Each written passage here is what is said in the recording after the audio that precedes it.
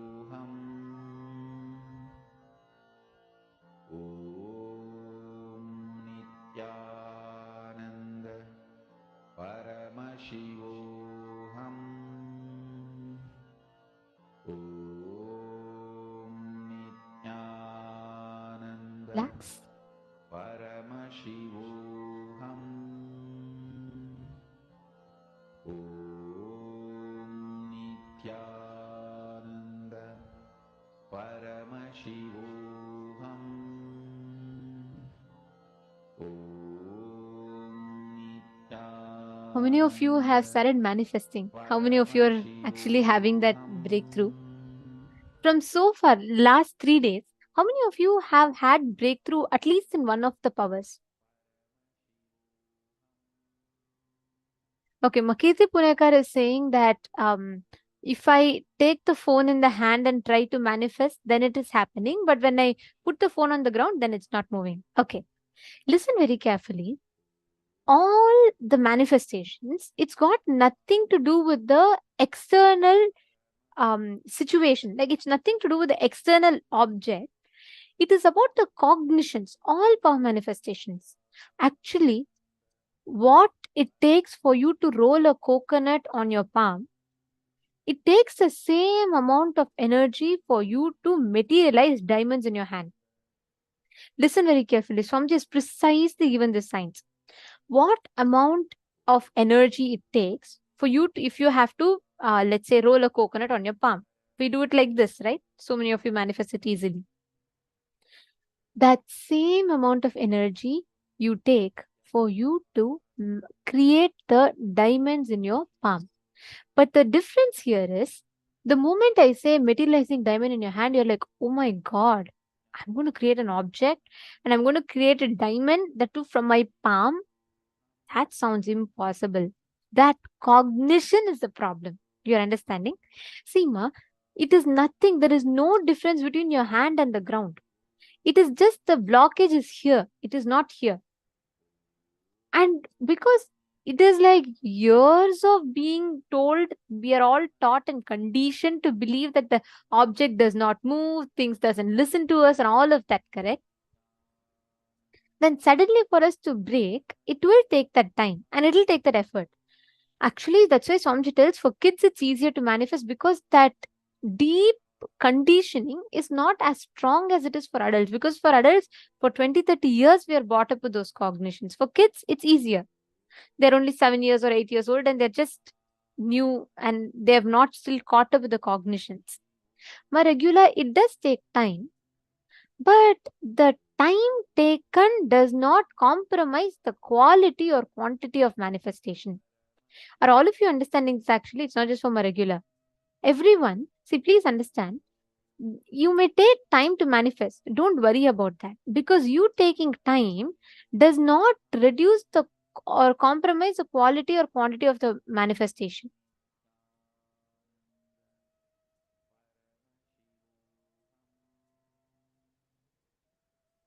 Akash, yeah, it's okay. Don't worry. Every time you have this breakthrough, I see that mail room, some participants are unmuted. Sorry, we fixed the glitch now. It will stop. So you will not have the difficulty again. Okay. See, I have one request to all of you. Whenever you are manifesting powers, right, again and again, bring back this one cognition in your inner space. Understand that time taken is not going to reduce the quality or the quantity of the expression, the manifestation that happens in you. The only thing you need to focus on is you manifesting the experience of Paramashiva in you. That is what matters. Nothing else matters. Every time you experience the breakthrough, it is because of some powerful cognition that is clicking in you. But for that, you only need to learn or remember one thing, that the more and more powerful cognition clicks in you. If you're taking some more time, that means only more completion needs to happen, not that you can't manifest. And don't expect, oh, right now, come on, I did it, so immediately it has to happen. No, life doesn't work that way. You need to just experience completion, have the patience in you. Constantly operate from solution-oriented approach. Don't say, oh, I can't do it, so it's not true. There's no power manifestation. Science itself doesn't exist. No.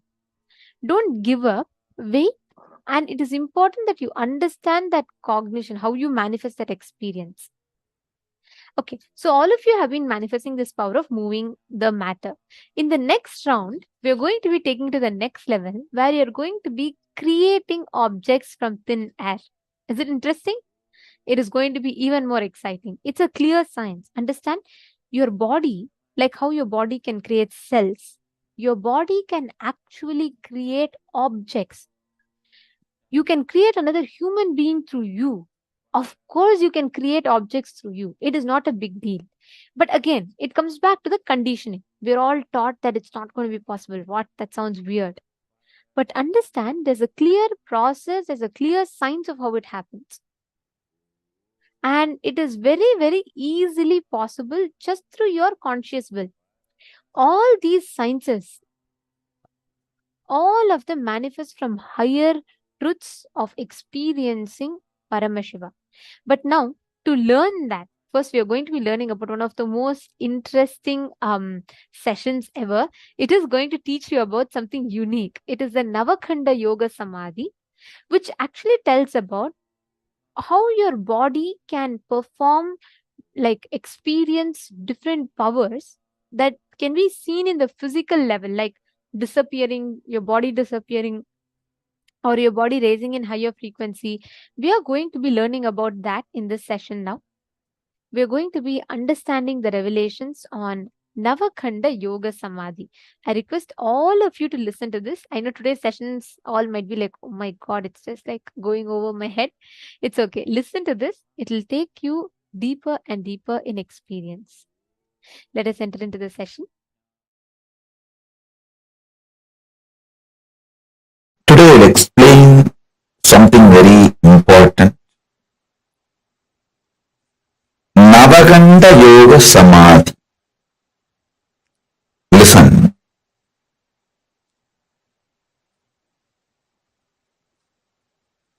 Listen to this word, Navakanda Yoga Samādhi.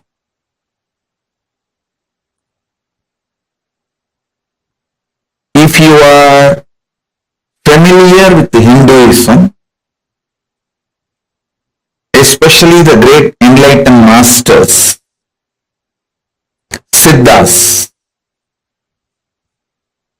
you would have heard this word Navakanda Yoga Samādhi. It means, see, there is a Siddha tradition in India from Rameshwaram to Himalayas. The Siddha tradition is there.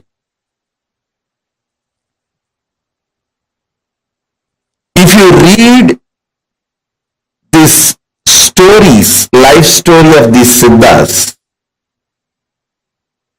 one thing you will find commonly in all their lives, people saw their body parts lying separated, like a hand separate, legs separate, head separate, in the night time, and got frightened. This incident you will see multiple times getting repeated in so many masters' lives. How many of you read any Siddha's life where you have heard this incident? Raise your hand. Navakanda Yoga Samādhi, it is called. The body will be in separate parts. Hands will be separate and legs will be separate. Head will be separate. Body will be separate. But morning it will all assemble, settle down, and they will come back. They will start doing all their activities. It is not just Shirdi Sai Baba. Thousands of Siddhas, I should say not just thousands, even lakhs, comfortably I can say lakhs.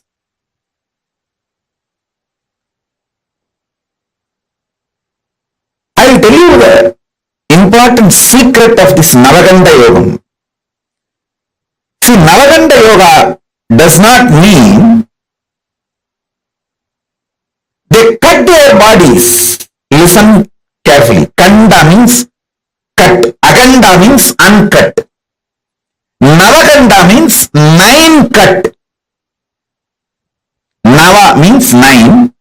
Kanda means pieces, cut. If you actually make a 9 cut on the body, it will be 10 pieces. 9 cut, 10 piece. This is called Navakanda Yoga. Listen. Navakanda Yoga does not mean actually the body is cut. I'll tell you what happens. This you need to be very, very intense. Listen to this. All of you listen. I'll explain about this Navakanda Yoga. See, your ears can hear only certain frequency. What is the decibel? Below the decibel you can't hear. Above the decibel also you can't hear. Same way, your eyes cannot see below certain frequency light and above certain frequency light. See, light waves below certain frequency your eyes cannot see. Above the certain frequency your eyes cannot see. How many of you understand this? Human beings can detect the sounds only the frequency of 20 Hz to 20 kHz.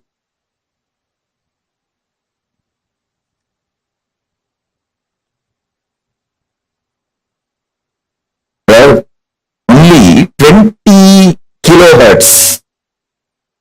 2 hertz to 20 kilohertz only human beings can see. Not more than that. If it is below 20 hertz, you can't see. If it's above 20 kilohertz, you can't see.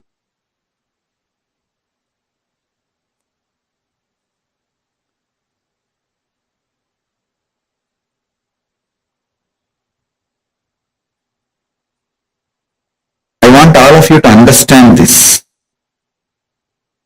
Same way, only 400 nm to 700 nm eyes can see.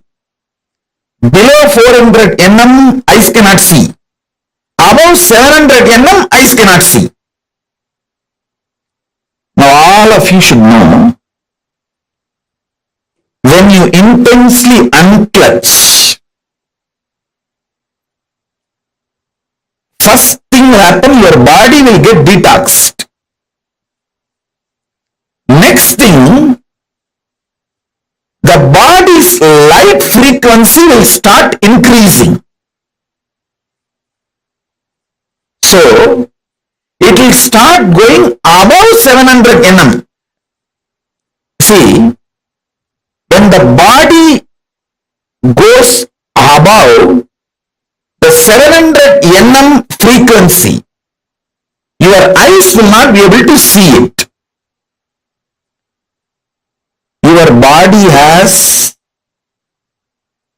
major chakras in the throat. Your body cannot see something below 400 nanometer. Your eyes cannot see anything which is below 400 nanometer. Same way, above 700 nanometer you can't see. When you go into the deep unclutching, your body goes above the 700 nanometer light frequency.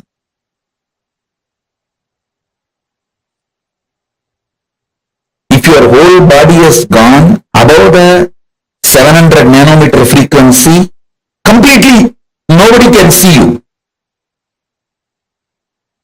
But listen carefully, this is more important. There are chakras in the throat, Vishuddhi. And the chakras in this part, see this knee as a chakra, this knee as a chakra. This Vishuddhi and this two chakra and on the leg, knees also. This both knees also have a chakra. Listen carefully. The chakra in the knees of the leg, 2. Chakra in the knees of the hand, 2. 4. Chakra in the shoulder, 6. Chakra in the throat, 7. And in this 7 chakra, listen carefully. I am not talking about the Mooladhara, Swadhisthana, Anahata, Vishuddhyanya. No. I am not talking those chakras. I am talking about these are actually minor chakras. There are 7 major chakra in your body and 14 minor chakras. These are like chakras in the shoulder, elbow, both the knees. These are called minor chakras. These chakras will jump beyond the 700 nanometer quickly. But the remaining part of the body will take 3-4 hours to cross the 700 nanometer. Understand very carefully. These chakras, they will cross the 700 nanometer within, I am giving you example, 1 hour of falling into Nirvikalpa Samadhi. But this part to cross 700 nanometer will take another 3 hours. That is the time when you see body will be seen as a 10 pieces. Because this part will not be seen. It is actually not cut. This part will not be seen and this part will not be seen and the neck will not be seen. Head will be seen. Body will be seen. Knee will not be seen, but the leg will be seen. How many of you are understanding what I am saying? This is what exactly is the Navakanda Yoga. Body is not cut to pieces. All of you understand, body is not actually cut to pieces. But these chakras, they cross 700 nanometer. But the body will not cross that 700 nanometer. So what happens? When you see, you will see the parts of the body. You will see the full hand, but not the knee. You will see this part, but not the shoulder. You will see the body and neck. Head also will be seen, but not the neck. Neck will not be there.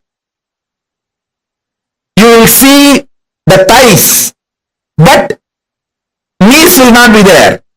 You will see the foreleg, but the knees will not be there. So in this way, body will be there as cut in 9 places, 10 piece. That is what is called Navakanda Yoga. Listen. This is precisely is called Navakanda Yoga. Body will not be cut, but in the Samadhi, body will not be seen. Shirdi Sai Baba did exactly this only. In the 3-4 hours, listen carefully, in the 3-4 hours, if people see them, they will get frightened and run away. They will get frightened and run away.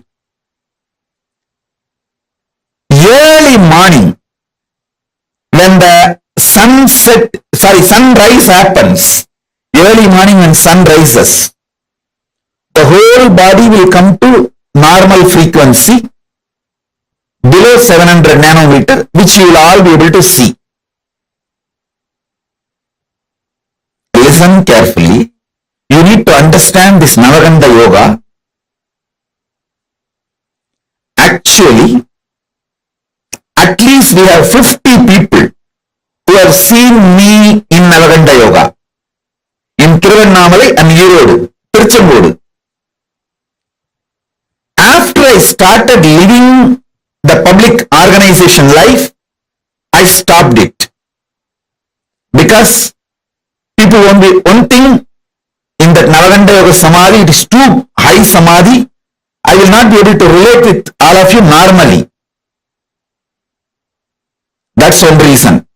Second reason, this Navakanda Yoga Samadhi is nothing but leaving the body and going to Kailasa and coming back. My gurus taught me this Navakanda Yoga Samadhi in Tiruvannamalai and in Tiruchengodu. Both places, people have seen me in Navakanda Yoga Samadhi. After I started the public life, I think around 2003-04, I stopped practicing this Navakanda Yoga Samadhi. Because two reasons. One, people will be frightened. Second, in this Samadhi, I will not be able to relate to you all in a normal way. I will see your whole past. There cannot be normal relationship. Due to that, I stopped it. Now, because I am out of the human society, I have started doing and started downloading many things from Kailasa through this Navakanda Yoga Samadhi. Today, I am going to give you the glimpse of this Navakanda Yoga Samadhi and what I bring from Kailasa through this Navakanda Yoga Samadhi.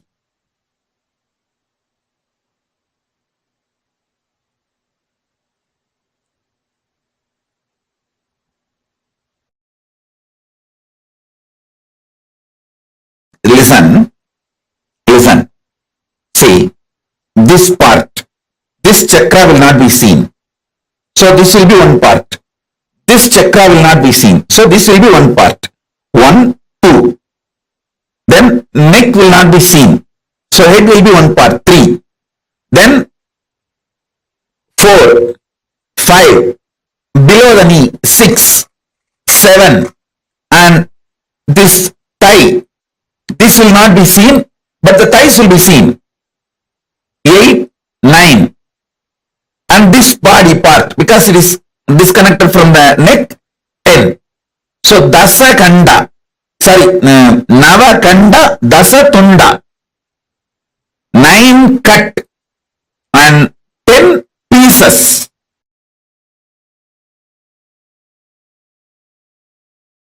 What is being played here is not music, it's a mantra. The great Siddhas, enlightened beings from whom this Navakanda Yoga Samadhi science is taken, their verses in native language, this is called Prakrita, senior to Tamil, senior to Sanskrit, there is a language called Prakrita. These verses are from that Prakrit. The masters who gave this Navakanda Yoga Samadhi to me, it is their verses. It's like a mantra. It's not music. So please sit with this vibration. These mantras will infuse unclutching into you and take you to a higher level. This line drawing, Paramashiva is wearing the tortoise shell on his neck and the tiger nail. This line drawing is unique, described in Agama. Especially the form of Paramashiva, you need to meditate on this form of Paramashiva to clear up all poisons and to learn the mantra to remove poisons. See, when Milky Ocean was churned, Vishnu takes the tortoise form, But he was not able to withstand that poison, alahala poison. So Paramashiva takes that poison and frees all the devatas, and then it is time for the tortoise Vishnu to leave the tortoise body and reach Vaikuntha back. Then he asked the boon, you please have this tortoise body which I used forever in your neck, so it will be enjoying the sweet memories. It was part of you during the churning of the Milky Ocean. Then Paramashiva gives the boon and wears the tortoise. This is the Kurma Avatara of Vishnu.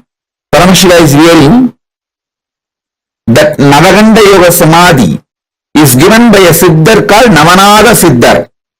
These verses are from Navanada Siddhar and is parampara, is tradition.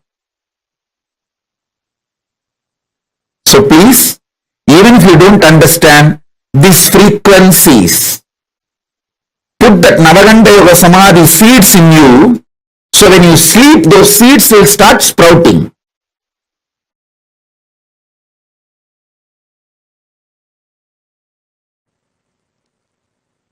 Will persistence is the only qualification you need for Navakanda Yoga Samādhi. Listen. Will persistence. Understand? I was just sitting and meditating. Why some people get only Nirvikalpa Samadhi? Why some people get Navakanda Yoga Samādhi? Because Navakanda Yoga Samādhi is higher than what you understand as Nirvikalpa Samadhi. See, Nirvikalpa Samadhi is highest Samadhi your consciousness can achieve. That is enough for enlightenment and to reach Mahā KAILΑSA, everything. But Navakanda Yoga Samādhi is something like that. Nirvikalpa Samadhi filling your whole body, even physical body. And the physical body entering into the consciousness of Nirvikalpa Samadhi and raising to the Mahā KAILASA's frequency with the body. So naturally,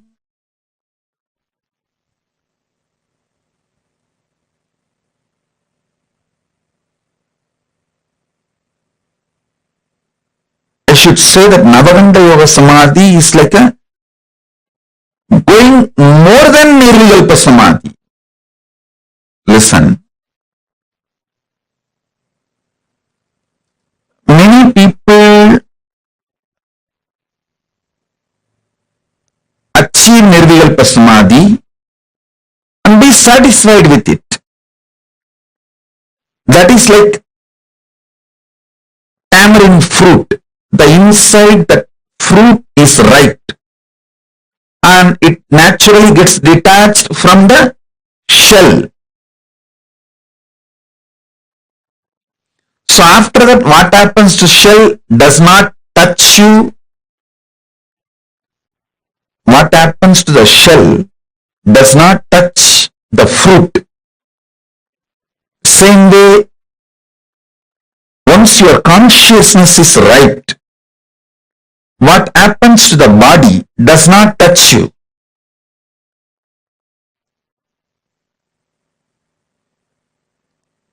Many people come and tell me why great beings like Ramana Maharishi, Ramakrishna, Ram Surat Kumar all had cancer. Listen, they did not have cancer. They did not leave the body due to cancer. After they left the body, cancer took it.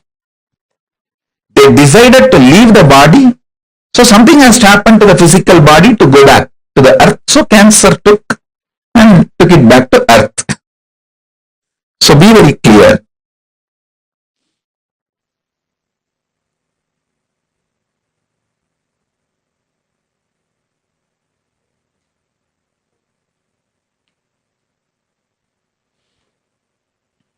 Listen.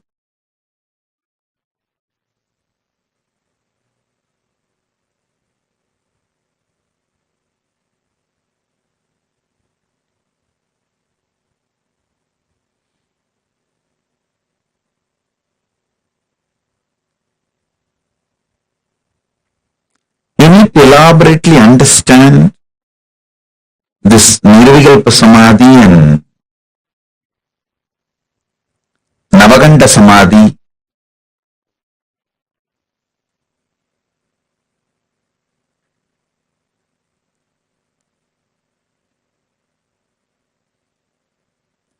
Nirvikalpa Samadhi is your consciousness ripening. Navakanda Samadhi is even your body, along with your consciousness, raising to the higher worlds, higher time zones, higher energy fields.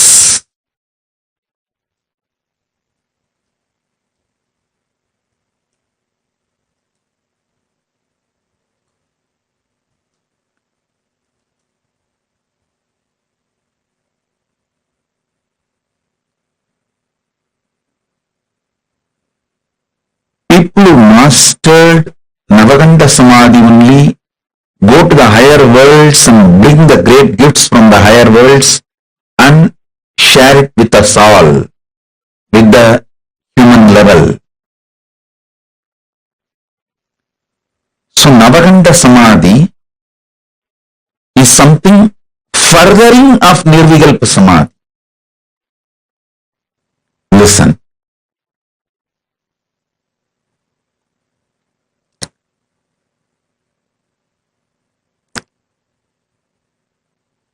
See, yesterday I was sitting in Samadhi, wanted answer for this question to share with you all why some people achieve only Nirvikalpa Samadhi, why some go up to Navakanda Yoga Samadhi.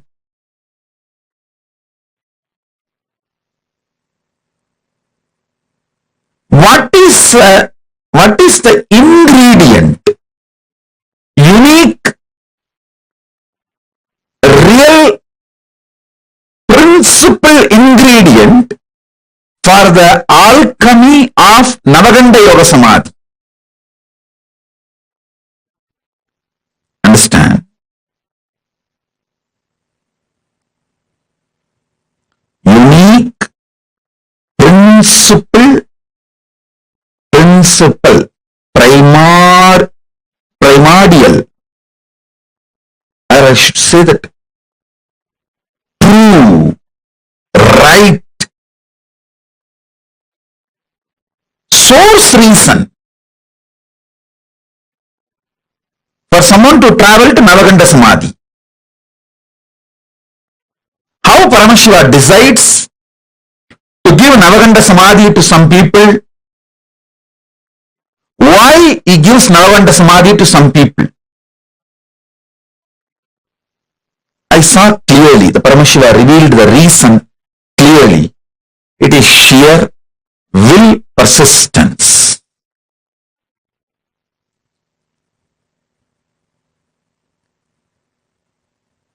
You may ask, oh, after Nirvikalpa Samadhi, naturally your will dissolves.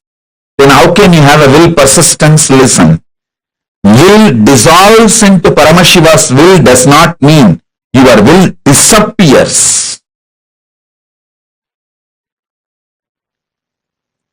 Fish may be inside the ocean, but it gets the right to swim on the top or the bottom. It can go to the depth of the ocean, or it can just swim on the shallow waters. The freedom exists even in Navakanda, in Nirvikalpa Samadhi. This may be new information for you, but that's the truth.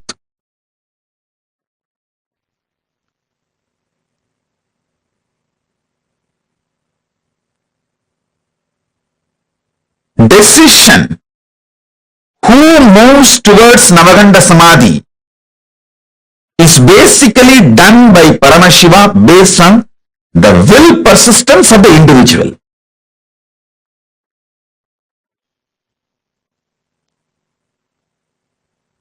Listen carefully.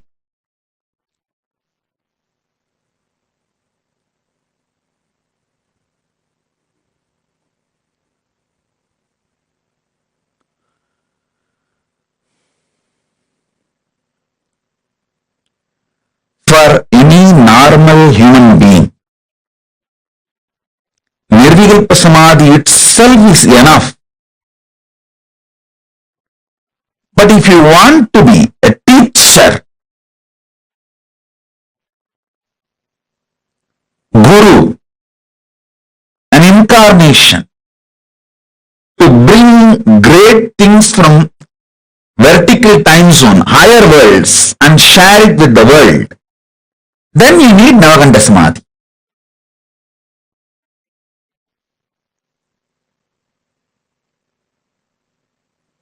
The natural you need Navakanda Samadhi.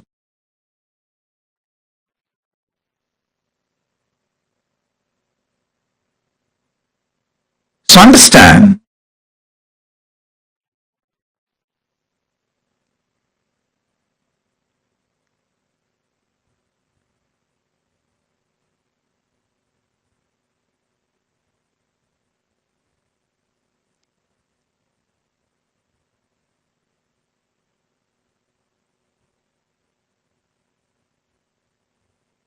you may ask why masters like Vadalur, Vallalar, Ramalinga Swami took the body. He just used the Navakanda Samadhi and made the Divya Sarira and left. He just took the body and left to the higher worlds, KAILASA. But masters like Ramana Maharshi, Ramakrishna left the body here and went. Please be very clear. Never ever compare these great beings with your pea brain or rat brain, peanut sized brain. No, don't do that mess. Maybe Ramana Maharshi thought leaving his body here on the planet Earth will continue to help millions of seekers. I tell you, just Ramana Maharshi's body alone is such a powerful Jnanagarbha. Such powerful Jnanagarbha. Unimaginable Jnanagarbha.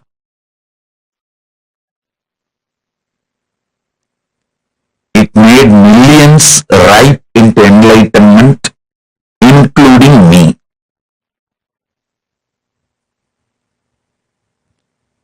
If Ramana Maharshi has taken his body, like Vadalur Ramalinga Swami, surely it would have been a great loss. So they have their own reason. Same way Ramakrishna.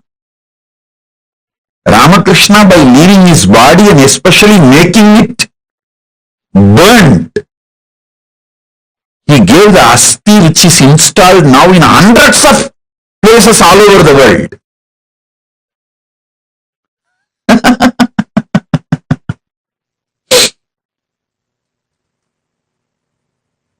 So each one of them have their own reason.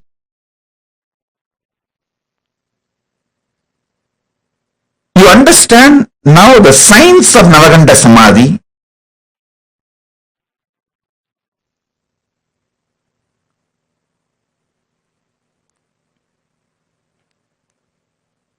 Fundamental qualification is will persistence. Listen,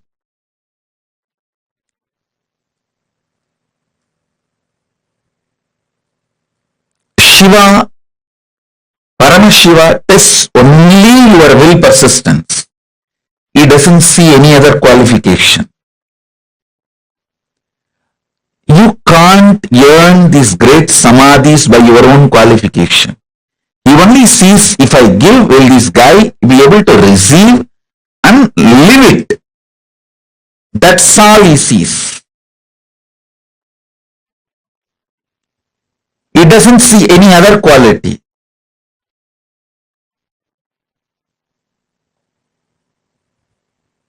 He tests your devotion. That's all, nothing else. Devotion means will persistence. That's all, nothing else. Navakanda Yoga Samadhi can happen in you just by breathing along with me in same rhythm, same tune. Nothing more is needed. Sit with me, breathe in the same rhythm, same tune, same mode. The vibrations I am creating while I am inhaling and exhaling, it can just penetrate your inhaling and exhaling. Go and sit inside your consciousness and manifest as Navakanda Yoga Samadhi. That's it. Nothing else is needed. You don't need any other qualification other than your will persistence. That is why your will persistence is thoroughly tested. By your own effort, you can't get it.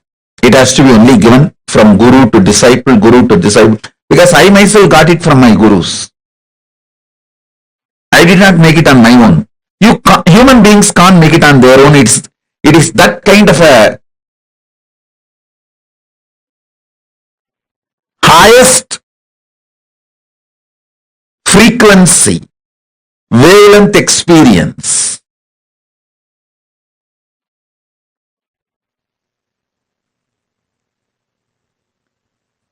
It can only be given from the higher dimensions. Means from guru to disciple. You can never make it on your own.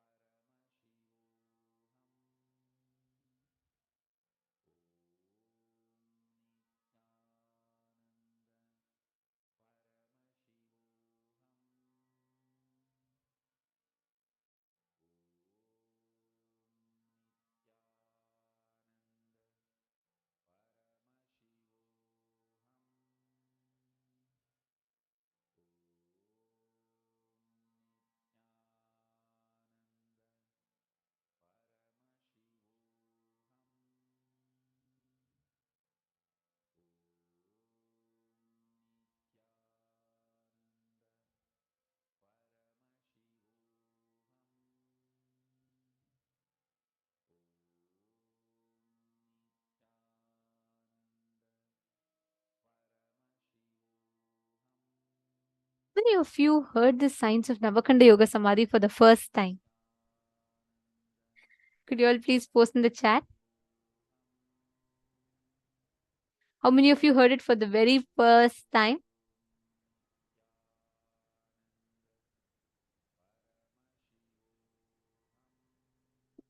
Wow. Okay. Navigilaya, Nithyanandam, welcome. And come on, others, how many of you heard? Lev, Herman, Akela. Come on, can I request all of you to share?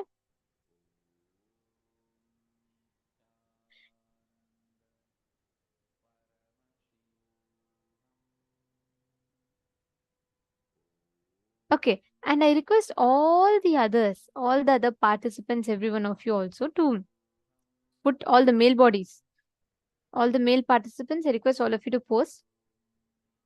See, Navakanda Yoga Samādhi is a very unique science. Mahā Nithyananda Jnana Yogini is putting, wow, this is very powerful cognition that free will exists even in Nirvikalpa Samadhi. Free will can dissolve in Paramashiva but not disappear. Beautiful. Kirti Punekar Ma is saying, yes, she heard it for the first time. Mahā Govindananda. Mahā Govindananda, is this your first time? Interesting. Okay. My Jnana Yogini is asking, I have a question. If we dissolve in Paramashiva and we still have free will, Swamiji says we are like fish, you can go up and down because of our free will. I wonder how we can use that free will. Seema, free will is like, I'll give you an example, just an analogy, okay? Let's say I give you $10,000. Me giving you $10,000 is like my decision.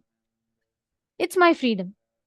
Now I can give you the $10,000, but how you are going to use that $10,000 is up to your will, right?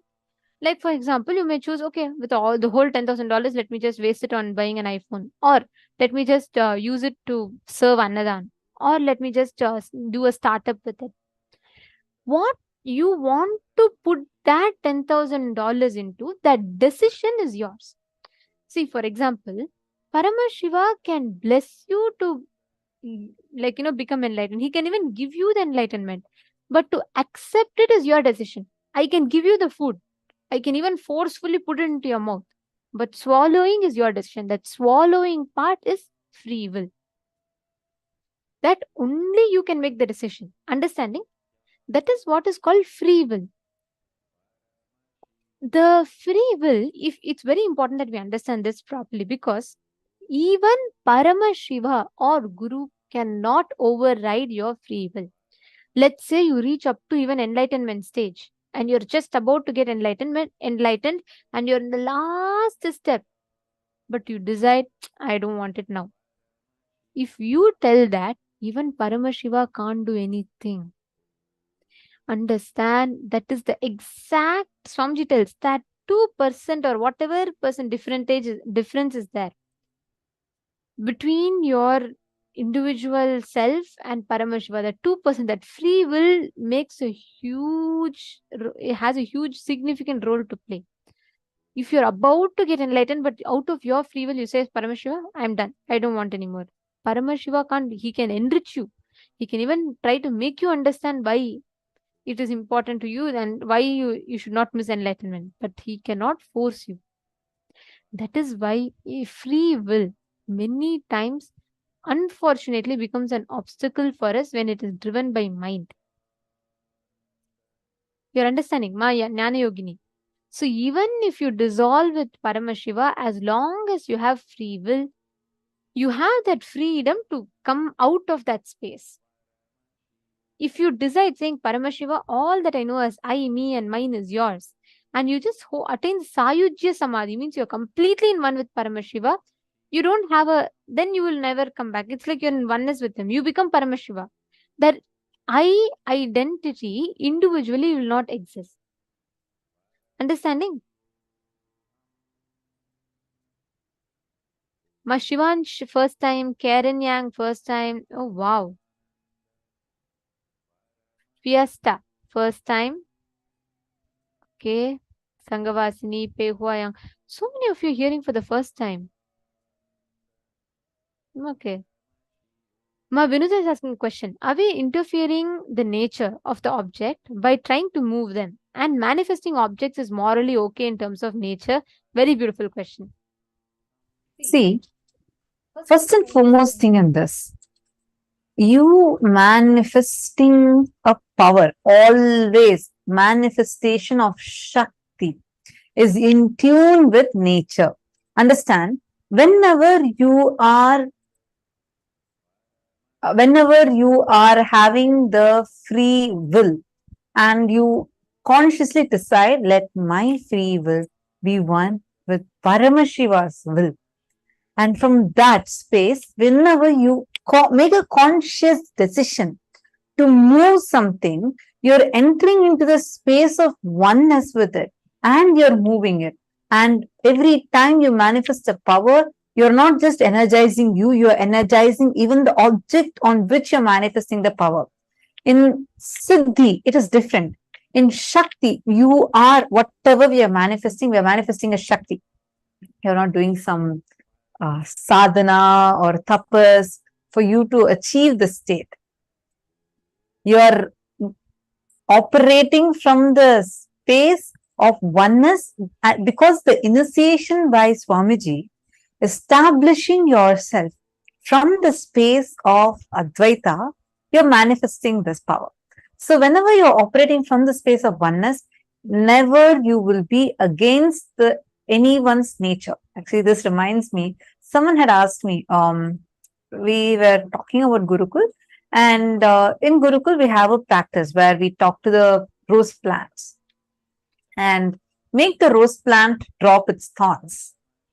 So the person saw this and first he was really amazed, and then he asked me as to why do you guys do this? Don't you think it's against the nature of the rose plant? I was thinking about it. And then I got it like a click. I understood. See, when we are sitting with the rose plant, and let's say I have the rose plant and I'm connecting with the rose plant, it's actually a very, very, very beautiful practice that Swamiji has given to us. It's a powerful initiation where we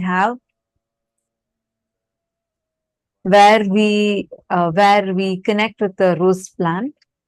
What does a rose plant have? Thorns, right? Rose plants are filled with thorns.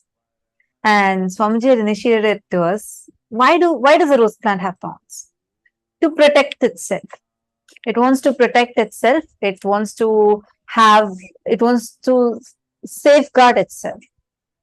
Now, why does something needs to protect itself? Because it feels it can be violated. But when you go and give it the assurance that you will be there to protect it, and it does not need that. It does not need to feel that it can be violated. And when you are sitting with it completely without violence, the rose plant drops its thorns. In Gurukul, we have a garden of hundreds of rose plants without thorns. We have shown these multiple times, and the way how the power manifestation happens with the rose plant, it's so amazing. Like, I remember Swamiji was casually walking right after satsang. Swamiji was walking near the Rajya Sabha.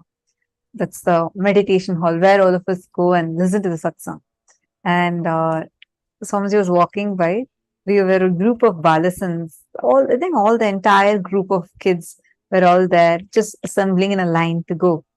And so sweetly, Swamiji walked up all the way to us. And Swamiji was like, Swamiji was talking to us. And then Swamiji was saying that all you guys immediately get rose plants. And then Swamiji was very casually, Swamiji revealed his entire science to us. Swamiji said very casually, Swamiji was like, this rose plant, nature listens to you. And the moment you go in the space of completion, nature will exactly mirror that to you. So Swamiji was revealing this to us. And Swamiji was explaining to us, saying, all of you guys just go sit complete inside you and go and talk to the rose plant. The moment you give it assurance that no more you will violate it and no more you will have any kind of violence, it does not need to protect itself like this. It does not need to feel violated. The rose plant will drop its thorns. Understand? We do not pluck a single thorn off the rose plant. If you pluck a thorn, the rose plant actually gets like a wound over there. You'll actually see a dark brown spot over there. And if we do not pluck the rose plant's thorns, and we are just sitting with the rose plant and talking to it on its own, the rose plant drops its thorns.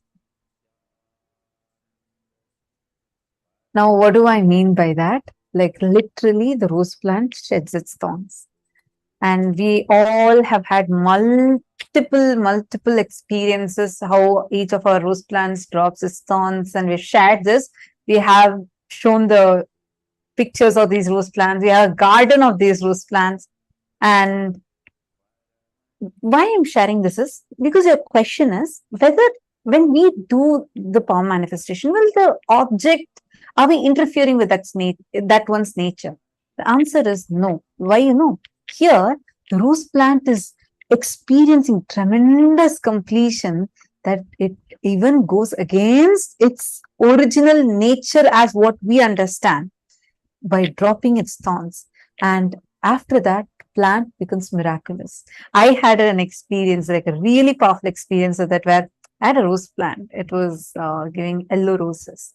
And I really love the light pink paneer rose, very light pink paneer rose to be offered to Swamiji. So for Pada Puja.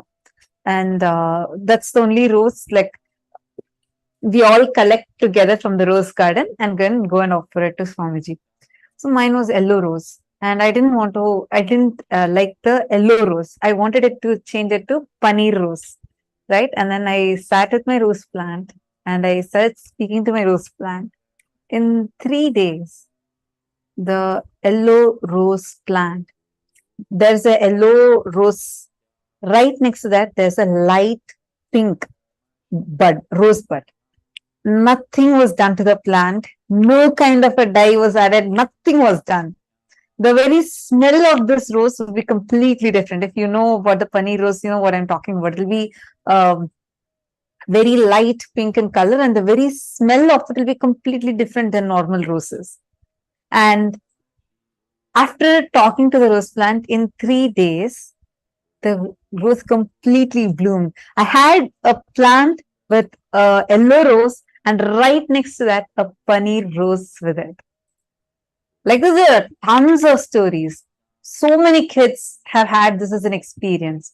Whenever you do power manifestation, you are only getting into more and more oneness space and helping, you're getting even the nature to completion, nature to Advaita with you. See, for example, if you are, let's say, if you are giving a hug to someone out of love, will you call that as interfering with the nature of their object? No, right? It just means you are experiencing that love out of which you're connecting with the person. Same way, when you manifest powers, it simply means that you're experiencing oneness.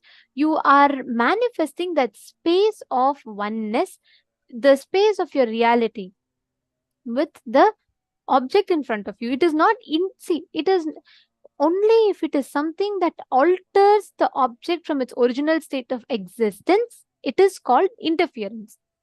It is artificial interference. For example, if you try to change the object, if you try to do something, that is called artificial interference. But when the object is as it is and the consciousness within that object responds to you, it is called you connecting with that object. It is not interference. You're understanding? It's a big difference. Does it make sense, Ma Vinuta?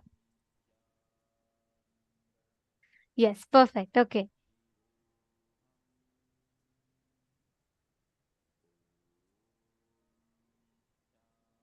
Okay, any other questions? Anyone? See, all the power manifestation, the science is same. When you manifest, Ma Valini Subaya, you're saying about how coconut moves easily and you understand it's a conscious, it's just a cognition. I'll tell you one thing. Every moment in life, everything that you do, it is just the conscious decision, the cognitions that you carry, that has a role to play in the results that you experience. Your beliefs manifest. It is not your understandings, it's what you believe in. That's what manifests as reality. If you are consciously believing it's very difficult for me, I can easily move. That's why some kids, Gurukul kids, right? It will be so easy for them to read with their eyes closed. They'll be able to read from side, but they can't read in the front. It is just cognitions. Each time when your cognitions differ, the experience changes. That is why Swamiji revealed something called powerful cognitions, where based on your experience, you manifest the reality. Okay, now are you all ready? We're all going to be entering into something very, very beautiful and interesting. We're going to be manifesting one of the most subtle but most unique and powerful power. We're going to be manifesting the power of materialization. You may be wondering, what is materialization and how is it possible for me to create things? I'll explain in science. All of us actually generate. Our bodies performs the 5 panchakrityas. Srishti, Sthiti, Samhara, Trobhava, Anugraha. Continuously our body performs. It's an ingrained part of our existence. The thing is, when our body performs that, right?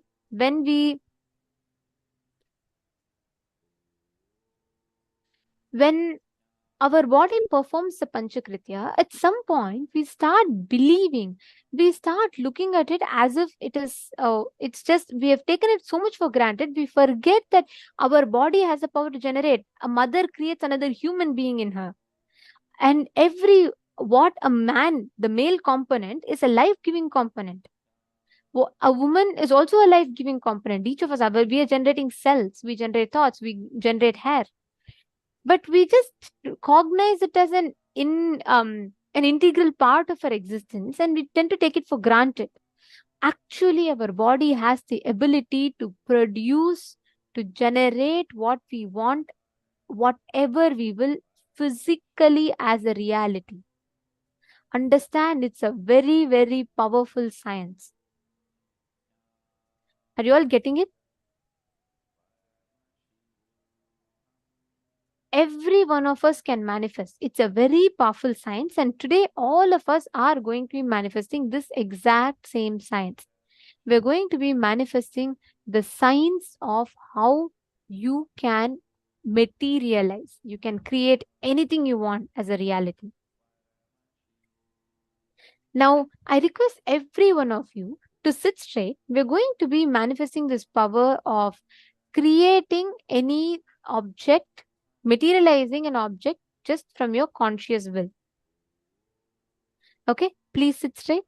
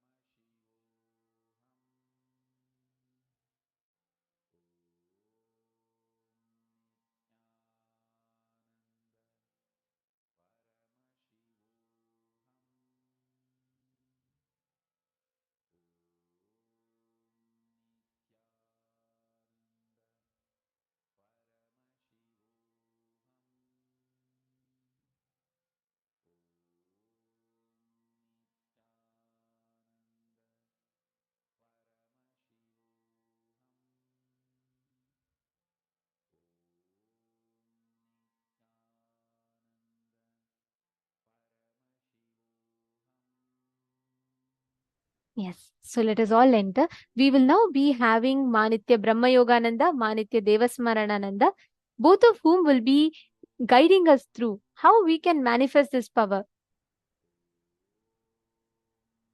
So let us get ready.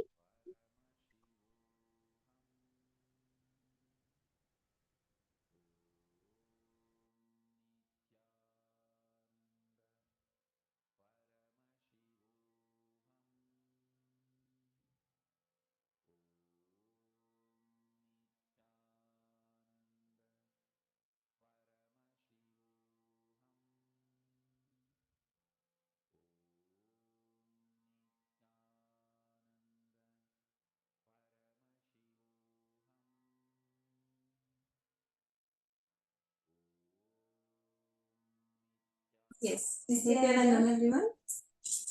Yes, so now we are going to be entering into the power manifestation. And after we learned about the science of Navakanda Yoga Samādhi from Swamiji, and how this whole Navakanda Yoga Samādhi happens by entering into the higher frequencies, and that happens by the intense unclutching which the masters and the enlightened beings do, right? So now we are also going to be manifesting the power of materialization, where we will be entering into a higher frequency.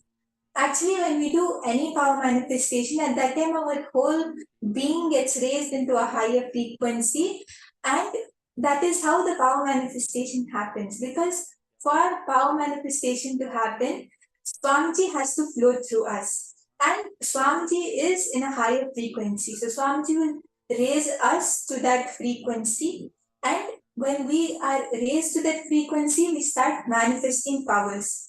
So now using this, just by holding the intense will persistence, and all of us have to be really intense in this power manifestation. We just have to be completely focused and intense. You'll see that the power manifestation will start happening very easily. Yes, please understand. It's the space of unclutching. When we are unclutched, you will see simply Swamiji will be able to flow through each one of us. And simply our frequency raises. So that's very, very, very powerful way to raise our frequency, just our thoughts, which kind of bring our frequency down, right? So when we are in that unclutched space, just don't go into your thought process, just let the thoughts come and go. So when you are in this space of unclutching, you will see that simply your frequency will raise, and you will be in that beautiful space of oneness with Swamiji. Swamiji will be able to simply manifest through each one of us. Of course, Swamiji manifests very powerfully. We have to allow Swamiji to manifest through each one of us, and that will happen very effortlessly for each one of us. This is one of the most easiest power to manifest. And actually, you'll see that when you just sit, and just now we had a very powerful unclutching process, right? So now all of our inner spaces, all of our minds are all in a space of unclutching. Like we just had, we are unclutched right now. So that space is really high now. And when we listen to Swamiji's satsang, it was literally like an initiation. So now is a perfect time to manifest. And actually, this whole power of materialization is that when you raise to a higher frequency, and the antimatter means whatever is not materialized, whatever has not appeared yet, comes to the frequency of planet Earth, comes to our plane, and it manifests as kumkum or vibhuti or chandana, whatever we are materializing. And in this round, we are not only going to be doing a normal materialization, but we are going to be materializing on Swamiji's Atmamurti. And that itself is a different level of power manifestation, because Swamiji's Atmamurti is an embodiment of Swamiji, which is in a higher frequency. So you'll see how the manifestation happens 100 times faster when you are materializing on Swamiji's murti. Yes, so I invite and request each one of you, please do not miss this very exciting power, and let's all get ready. If you all have ashdas, please do apply them. Apply them on your third eye, on your temples, and let us all get ready. Let's all sit straight and hold on to the beautiful space of initiation and oneness with Swamiji. Yes, and as Ma Nithyananda was actually explaining, that this power of materialization, many people actually do have the cognition that, oh, this is hard. But actually, this is one of the easiest powers. Like just how rolling a coconut is super easy for all of us. The same effort, the same unclutching, the same feeling connection is required for the power of materialization, right? For any power which all of us manifest, we just have to do one thing, which is connecting to Swamiji. And that is what we are going to do in this power also. So I request all the participants to get your Atmamurti, or if you don't have one, you can get your Atmalinga or any deity on which you can do the materialization.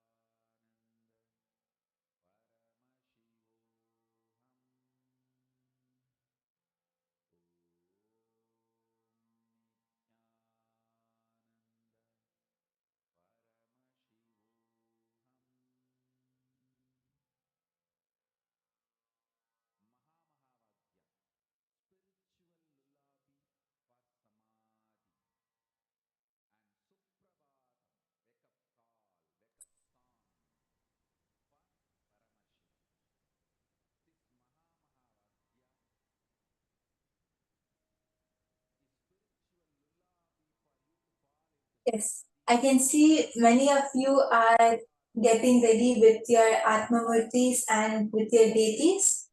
So, yes, whoever has not gotten your deity or your Atmamurti yet, you can get it. I can see Ma Heidi, Ma Isdik, Ma Agama Priya. So many of you are there. So nice to see so many participants sitting for the manifestation. So I request everyone from all the rooms, everyone, you can get ready with your Atmamurti and we can start the manifestation. And there is just one very simple technique which we have to do for this manifestation. You just have to connect to Swamiji and remember your favorite moment with Swamiji, your favorite time, your favorite experience, which gives you the feeling connection with Swamiji. You just relive that, experience that moment, that time and that experience again. And when you're in that space of feeling connection with Swamiji, when you're in that space of devotion with Swamiji, that time you'll see, because when you're in that space, when your inner space is open for Swamiji, it will be easier for Swamiji to flow through us. We'll become a clear channel, and that when that energy happens, when the energy raises itself, materialization happens. Actually, materialization is not only a separate power, but during puja we materialize, during power manifestation, like while manifesting any other power we materialize. There are, while doing a temple ritual like abhishekam or alankar, materialization happens. And that is because in these times our energy is raised to a higher frequency. So the moment the energy in the space around us raises, that is when materialization happens. So this is a very, very like an easy power, because the moment we chant the Mahavakya and the moment we connect to Swamiji, that is when materialization will happen. I would like to add what Ma Brahma Yoga just shared. It is that beautiful space which we are in, right? That presence of the divine we feel, the oneness and the sweet experience which we experience when in whichever space we are. That space, that auspiciousness happens in that space. And materialization is just a side effect. Like how Ma Brahma Yoga just shared, during puja, doing connecting to the deities, doing the alankar, all these times, we are in deep, sweet space with the divine, right? So that is the time when we experience that oneness, that sweet connection with the divine. Materialization is a side effect. That's why whatever is your sweet moment with Swamiji, it can be a powerful cognition you received, or it can be initiation, or just a sight or a remembrance of Swamiji. It can be anything. So connect to that space inside you. Connect to the deity in front of you. And then you will see just the materialization happens, right? And I would also like to share my own experience of how I've done materialization a few times, but this time, it was not where I sat and decided, okay, I'm going to do this power manifestation. It was Ganesh Chaturthi, and I was doing Abhishekam for Ganesha. And it was feeling so nice, right? The chanting was happening, the bell was ringing, and it felt really nice. It was in Swamiji's courtyard, we were doing it. So the space was such a nice space, and I was really enjoying doing the Abhishekam. At that time, by the time I finished Abhishekam, it was there was an adolescent next to me, and she was like, "Hey, Brahma Yoga, see, there's kumkum on Ganesha." Ganesha's full trunk and full face had kumkum materialized on it. And actually, the only time we use kumkum during Abhishekam is in Devi's Abhishekam. Otherwise, we only put chandan for the deities. So there was no kumkum itself in the plate. Kumkum was not even there. And there was so much of kumkum. I got this much of kumkum I got while after collecting. And it was wow, it is such a nice experience, because and all of us could actually see Ganesha smiling. It was so sweet. It was such a nice experience. And it is not something where you have to put effort, you have to intensely connect, hold your breath and forget everything. No, nothing like that. If you just enjoy connecting to Swamiji, and I'm sure all of us do, and that is when you really experience the materialization. And if you feel that you can connect to your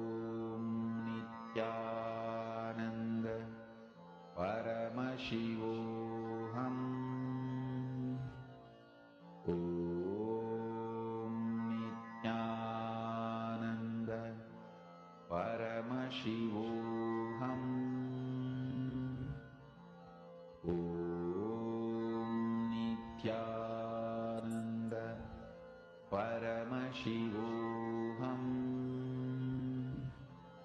Om Nithyananda Paramashivoham. Om Nithyananda Paramashivoham. Om Nithyananda Paramashivoham. Yes, so Ma Vedanta Shakti has manifested. Yes, so Ma, you have manifested golden dust. Wow, that's amazing. That's amazing, Ma Vedanta Shakti. All of us can see how Ma has started manifesting, which is very nice. And Swamiji said that when one person in the group starts manifesting, the neurons will start mirroring. Means one by one, all of us will start manifesting, and the entanglement will happen very quickly. So now all of you will see how everyone starts manifesting. Now the power manifestation will become much more easier. All of us can see Ma Vedanta Shakti has started manifesting, and I'm sure many more of you would have also started manifesting. I could see Ma Isdik, Ma Agama Priya, Ma Heidi, all of you were sitting and manifesting. And when you chant the Mahavakya, when you connect to Swamiji, when you just decide to manifest, that is the moment when your frequency raises, when your frequency increases on its own. And when that happens, that is when the materialization happens on its own. So you'll see, yes, so all of you can actually check around you. You can use your phone's torchlight, or you can even see, look in your hands, look around the deity. Surely manifestation would have started happening. And Swamiji actually says that materialization starts with black specks and golden specks. So Ma Vedanta Shakti, again, yes, you have really started manifesting, which is great. So I request all the other participants to also just take a minute and look around you. Surely the materialization would have happened, and especially since so many of you are sitting and intensely manifesting, right?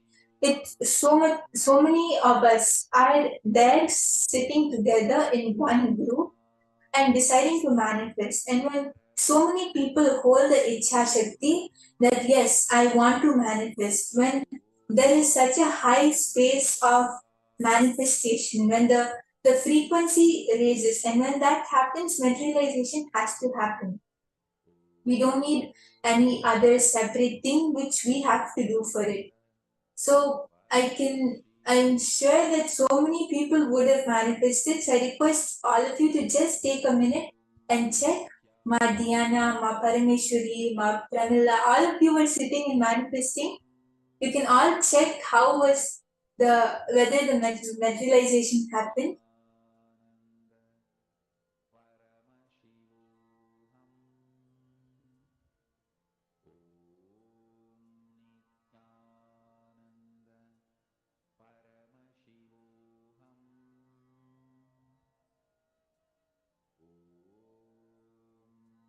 And please, I request all of you, whoever has started manifesting, do not miss to take pictures of these.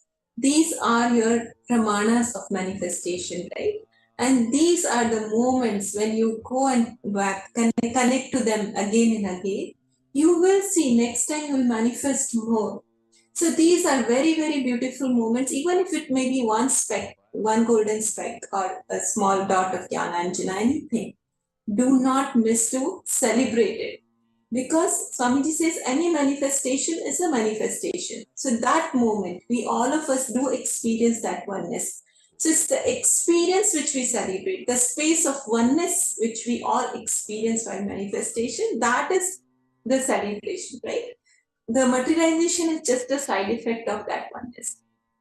So let's not miss, let's celebrate that, and let's keep those and revisit your palm manifestation moments, you will see that you will be able to manifest more and more when you go back and revisit them, when you rejoice those memories of manifestation.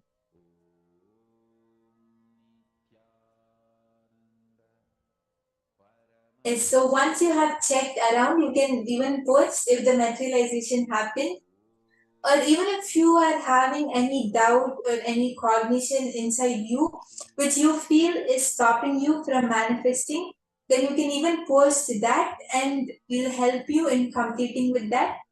And you'll see the moment you take that feeling out of you, the moment you release, like take out that thought which is stopping you, you'll feel much better. Like even when you just talk it out, when you type it out, you'll feel much better. And you'll see that yes, so Ma Kirti Punikar, golden dust on Swamiji's Atmamurti. That's great. Yes. And yes, Ma Mihri, Kumkum was manifested this morning on your yoga mat, and Vibhuti manifested on your puja set. Wow, that is the manifestation. That's great. Yes, so Ma, you have already experienced the materialization, right? Because during puja and during yoga, that is one of the times when our frequency does raise, and at that time you have experienced the manifestation. So now if you just sit and decide to manifest, then you will see the materialization will happen very easily for you. Just connect to Swamiji and chant the Mahavakya. You'll see that you'll be able to manifest because you are in that space, right? Just this morning you materialized. So you have experienced it. Yes, and all of us who want to do more of this power, the best moment to do this is after morning puja. Just make it as a part of your daily practice. After you finish your puja, just sit in that space of oneness with Swamiji and decide to manifest. You will see the manifestation, the materialization will start happening. So it's a very beautiful and very fun power to manifest. And slowly, slowly, you will see that you will even start manifesting the solid objects. So with this, I just invite all of you to just continue the manifestation. Yes, I could see even Ma Jayanti, Ma Vedanta Shaktini, Ma Hangi Wang, you are all manifesting. Why don't you share your experience? Like, see, even if you feel that the materialization has not happened like as an evident real manifestation, right? Then even Swamiji says that the moment we decide to manifest, the moment we connect to Swamiji, our inner space starts shifting. Our whole brain, the connections, or our mind, our inner space, everything starts raising, and the manifestation starts happening inside. Only for it to be seen outside as an evident thing for us to believe, it would take some more time. And when we keep manifesting, when we keep practicing, at that time the materialization will happen. It will be very evident.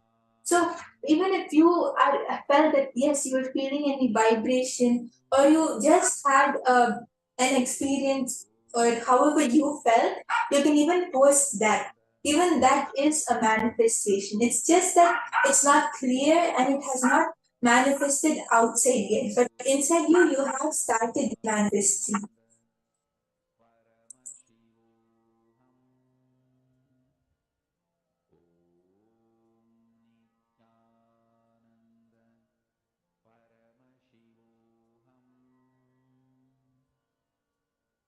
Yes, so now all of us have manifested very nicely. That's great. We are going to continue more manifestation, and you can even practice it. And now we are going to be learning about the churning of the Milky Ocean. Means the Rasa Siddham process. This is a preparation for today's initiation, where Swamiji will be initiating us into this very process of Rasa Siddham.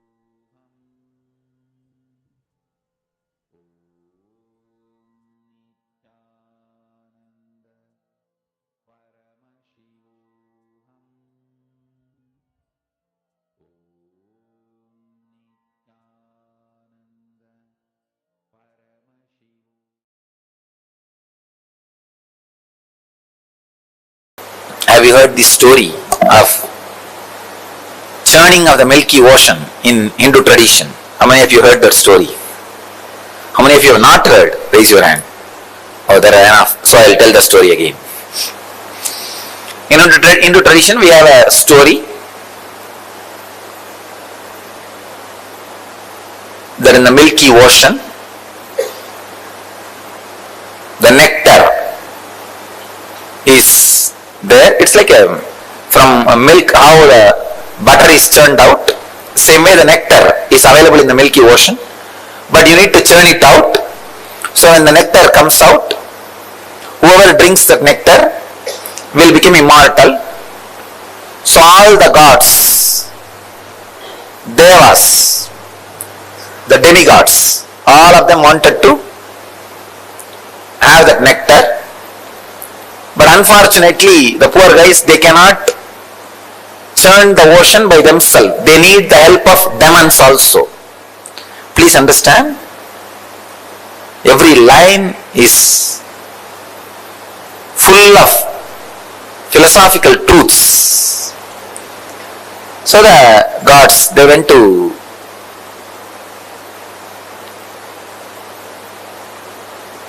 ask for the help of demons. Usually both of them always fight with each other.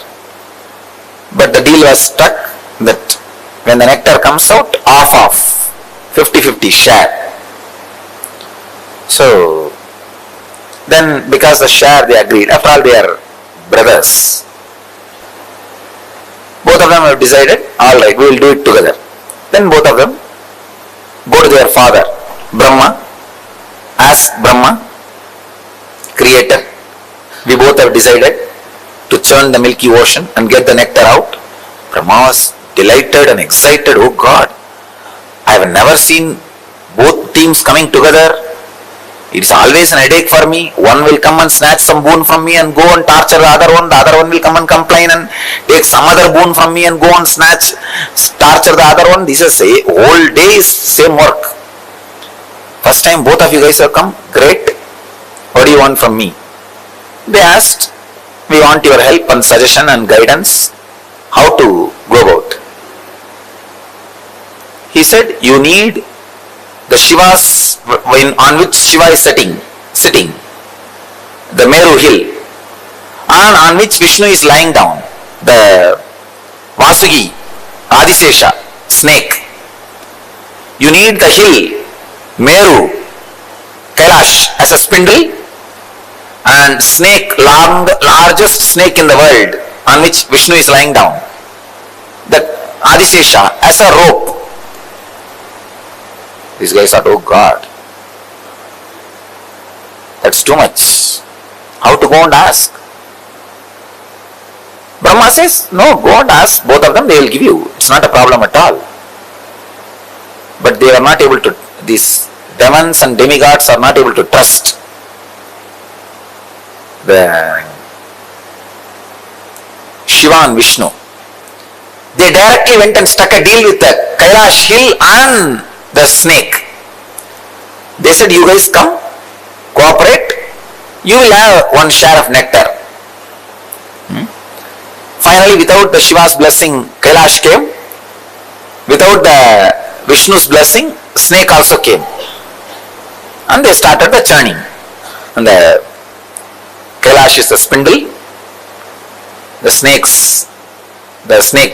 is a rope, and one side the demons, other side the demigods. Even before starting the churning, the fight started. Who will be in the head side? Because head is always special. God said, we only will be in the head side. Demon said, no, we will be in the head side, you be in the tail side. Finally, somehow Brahma intervened and advised, hey, allow the demons to be near the heads. Anyhow, they agreed. The demons were near the head and demigods were in the leg, feet, the tail side. The churning has started. Suddenly, because neither Shiva gave permission to Meru, nor Vishnu gave permission to the snake, the hill has started sinking inside the ocean. How many of you have seen that churning when they churn the milk for butter? The Indian villages with spindle, they will churn. The same way the churning has started. One side demons, one side gods, and it has started sinking. That spindle. Now big problem, what to do? They ran to Shiva. Shiva is just in Samadhi. Nothing can be done. They ran to Vishnu. Vishnu thought it's too much, because not only that spindle is sinking, it is dragging the whole crowd inside the ocean, because all these guys are holding that rope. When that is sinking, naturally what will happen? The whole world is sinking, and there will be no population, no fun. What to do? Vishnu is supposed to be a protector. He rushes and he becomes a huge tortoise and lifts that spindle and holds that spindle on his back so that they can continue the churning. The hill will not be drowning and the people will not get drowned. Because he is a protector, he has to protect. So, Brahma created the chaos, Vishnu is protecting the chaos, the churning is going on. So many things came out. Like a Kalpa Vriksha, tree which gives whatever you want. Parijata, the eternal smelling flowers. Parijata, Kalpa Vriksha, Ratna Singhasana, shining throne, and Chintamani Griha, the house of diamonds, and everything, all the celestial things, all the Ujjaisravas, that horse, Airavata, elephant, and Shamantaka, the most powerful, valuable jewel in the world. All of you should know that even in the modern day, the world's most costliest jewel is not that what is in the Washington. How many of you have seen that diamond? In the Washington there is one diamond. Washington Museum they have displayed. That is not the world's costliest. There is another one jewel which Venkateshwara is wearing, is the world's costliest. Still there is no, they are not able to put any value for it. Venkateshwara's right chest is having, on the Srivatsam they put, on Vaikuntha Ekadasi day they will put on those festival days. That huge, it's called Vaidurya, the ripe portion of Vaira, diamond. The diamond, if it is at least 1,000 years old, older than the diamond. I think this Vaidurya word is only a Sanskrit word, because in the West they don't know this concept of Vaidurya. It's like a wine, the old wine is valuable, the most stronger diamond, strongest diamond, Vaidurya, he wears. So that jewel is supposed to, it is supposed to have come out of the churning. And there is a one piece, only one piece available in the planet Earth, that Venkateshwara is wearing. Anyhow, it's a story, we don't know what else. But all these things came out. Parijata, Kalpa Vriksha, Chindamani Griha, and Airavata. Airavata is the four-tusked elephant. 4 tusks, not 2. So all these celestial things came out. And the funny part is, when all these things came out, each one went and grabbed. It's mine, it is mine, it is mine. When Parijata came out, Indra went and grabbed. When Kalpavriksha came out, Kubera went and grabbed. When Shanganidhi, Padmanidhi came out, again Kubera grabbed. And when Ujjaisravas, the horse came out, Asuras, Rakshasas grabbed. When the Ramba Menaka Urvasi came out, Indra grabbed. When finally Lakshmi came out, the wealth, energy itself, then Vishnu grabbed. When the Akshamala, the Rudraksha Japamala and Kamandalu came out, Brahma grabbed. When all the useful things came out, everybody grabbed. It is theirs, they all grabbed. Unfortunately, that snake has become completely tired. These fellows went on churning, did not bother to feed that snake, poor snake. And that fellow, so tired, he just vomited poison. See, when they are churning, the hill was sitting on the tortoise back. That lot of friction, heat, intense heat was created. When this fellow vomited the poison, it went and exactly hit that heat, and poison heated. That is what is alagala. It's not a cold poison. Cold poison will not spread and do damage. The heated poison will spread even in the air and start killing people. The first air pollution, chemical attack. Or I can say first chemical mishappening.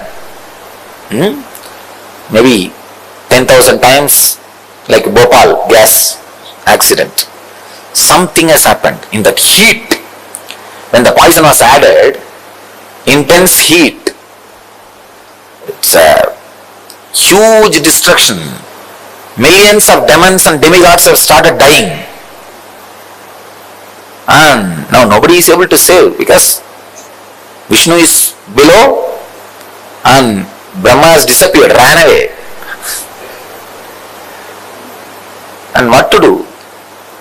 Indra runs to Shiva, Mahadeva. He is in Samadhi, but they all run and pray, oh Lord, please save us. We don't know what to do. Shiva opens his eyes and sees the fun. Okay. He comes down. After all, he is the embodiment of compassion. He collects the whole poison just in one bowl and drinks it. Devi was frightened. Oh God, how will you handle? If something happens to you, what will happen? So she holds the neck of Shiva. The poison just forms a blue color and stays in the neck itself, throat itself. Then the nectar came out. The moment nectar came out, the fight started between demons and demigods, gods and demons. And went to the demons and said, demons were holding the pot.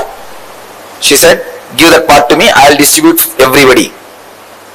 They trusted her and gave the pot, and Vishnu disappeared with the pot.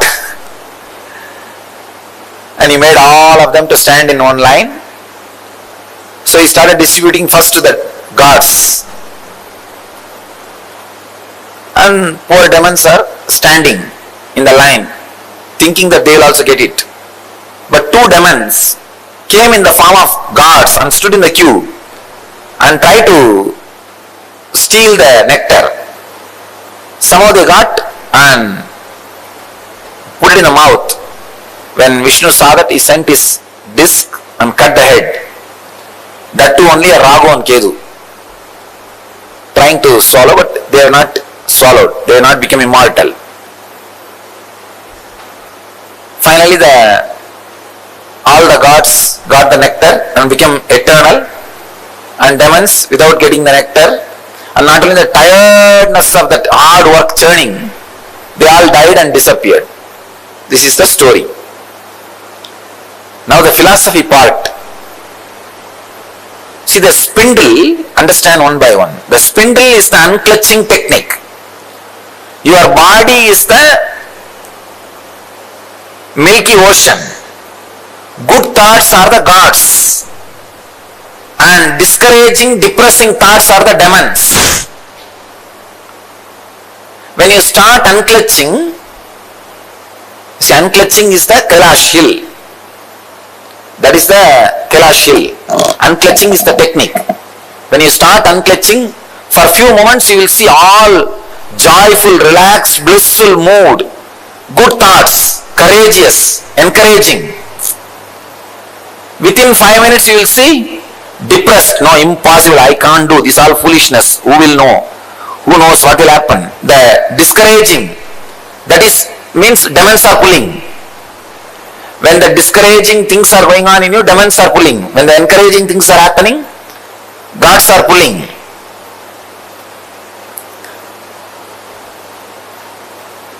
The tortoise below holding without the spindle sinking is the encouragement which you get from master.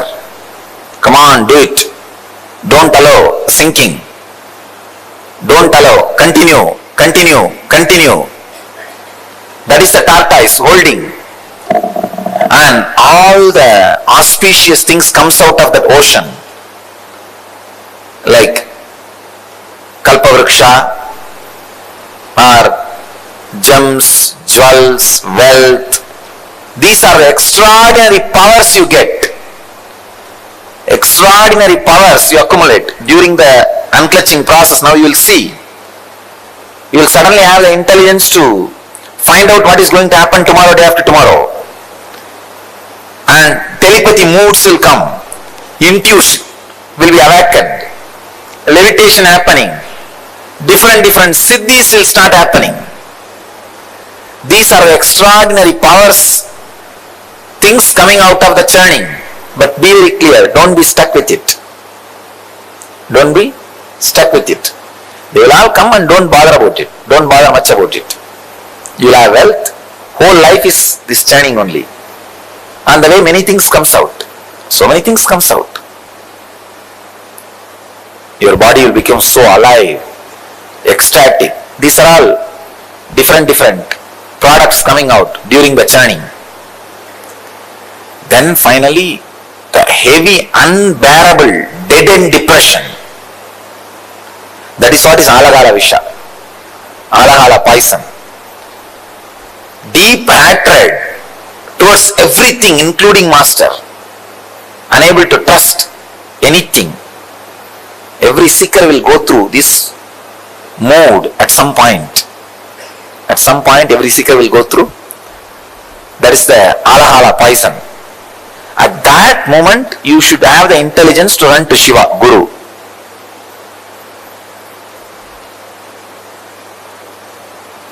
Then, Guru swallows it, digests and clears it.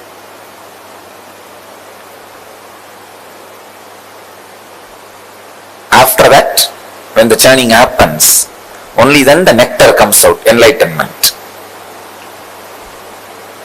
Even when the enlightenment comes, some of the demonic thoughts will try to become immortal in you. But protector, Vishnu will take care. The Guru's grace is Vishnu. Guru is Shiva, Guru's grace is Vishnu.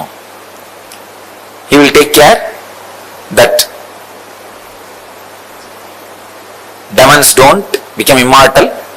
So all the good sacred sentiments you had will drink the nectar and become immortal.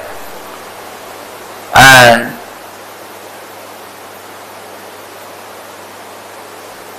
the experience of superconsciousness stays inside you eternally, like a person who has become immortal by drinking the nectar.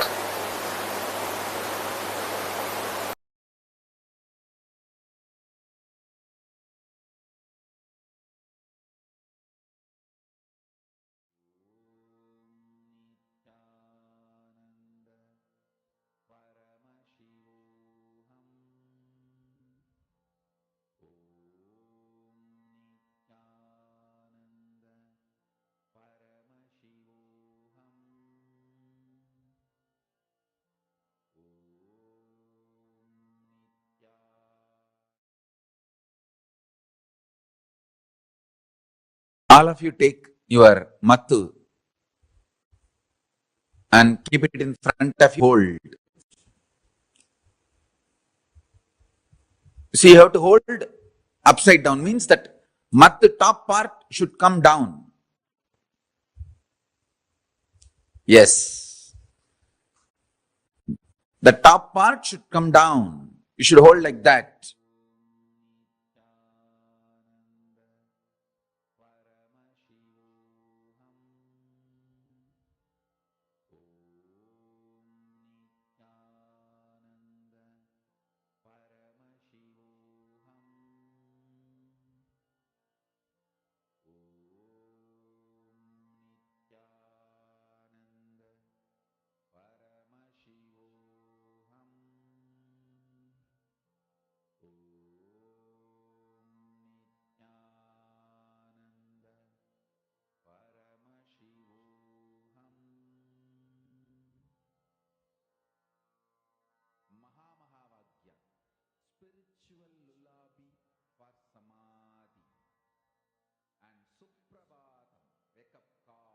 wake-up song for Paramashiva.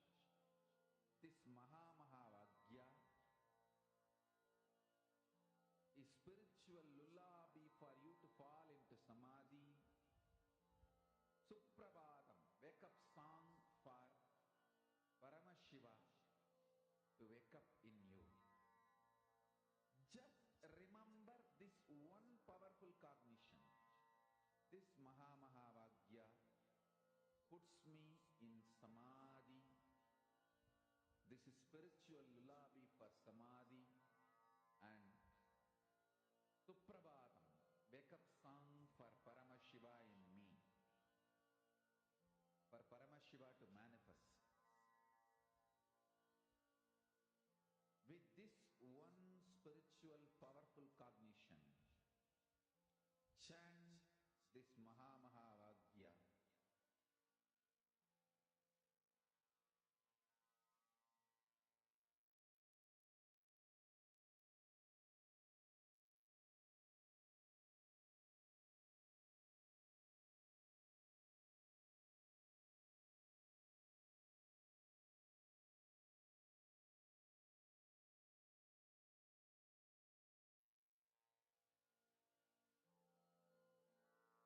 Mahavagya, spiritual lullaby for Samadhi.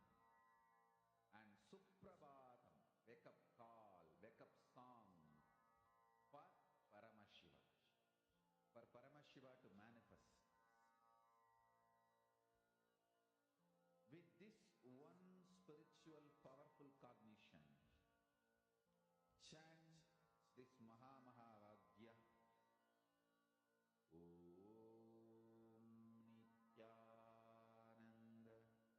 Paramashivoham. Swamiji just explained, right? This churning of the Milky Ocean represents the cosmic significance of, like Swamiji said, all the negativities and positive patterns being churned inside us to discover enlightenment. Today, all of you are going to have a very, very special initiation. Nithyanandam, can I request everyone to settle down, please? Ankita, I'll explain to your question on unclutching about the reactions for the actions. I'll explain it to you. But can I request everyone to come for this session? It's a very important one because beginning from now, we will be starting the preparation for initiations. The darshan is going to be starting very soon. So darshan is just around the corner and we'll all be doing a very important preparation. So I request all of you to please settle down. Nithyanandam, dear participants of Paramashivoham. Yes, I request everyone to please settle down.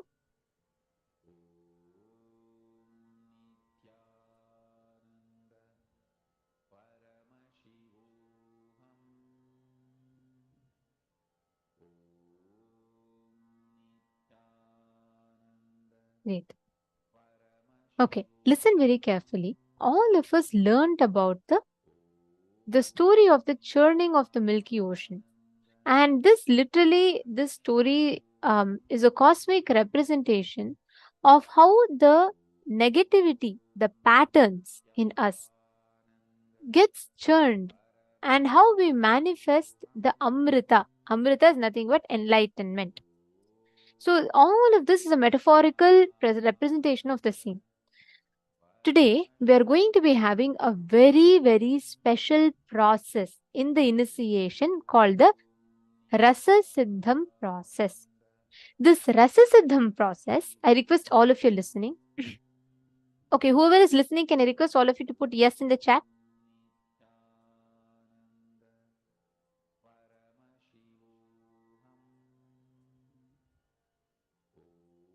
Yes, please put yes in the chat.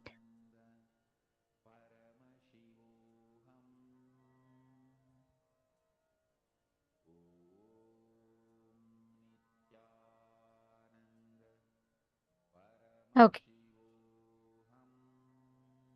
Listen very carefully. When you experience the ups and downs in your system and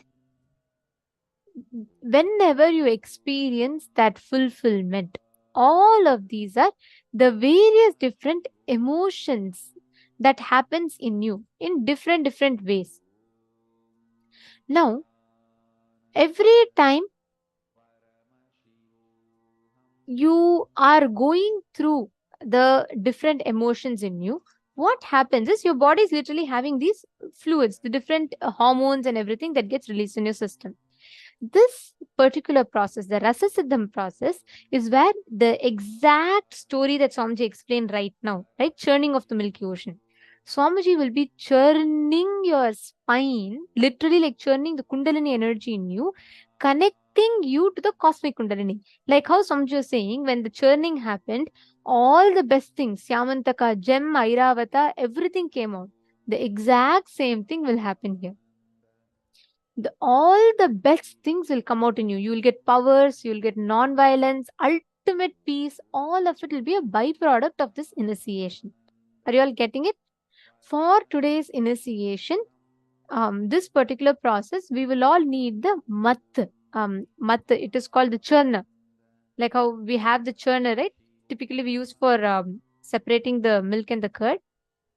So we'll actually show you all an image of the churner, and preferably wooden. And if you have a steel one, a metal one also is okay. But use a churner, and literally Swamiji is going to be churning all our spines, connecting our Kundalini Shakti directly to the cosmic Kundalini Shakti. And we're actually going to show you a picture now. It's called as a mattu, and it's usually used to make butter. So we request everyone to please get the mattu and settle down.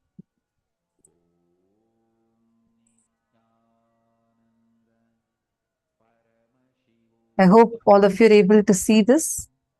These are like few sample images of what a mattu looks like.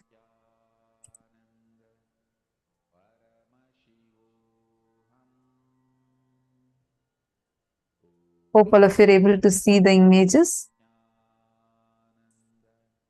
So you just need to have this churner, and you can get this and settle down.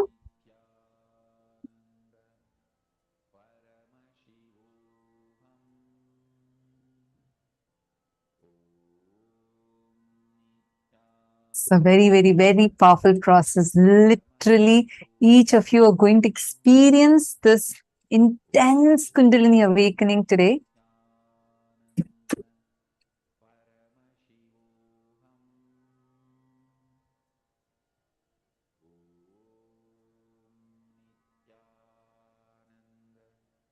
Understand, today's initiation, when Swamiji is going to be initiating all of us, the Rasa Siddham process, the whole process is this, where you're going to be holding the churner. Can I request every one of you, if you have the churner, please bring them and please settle down.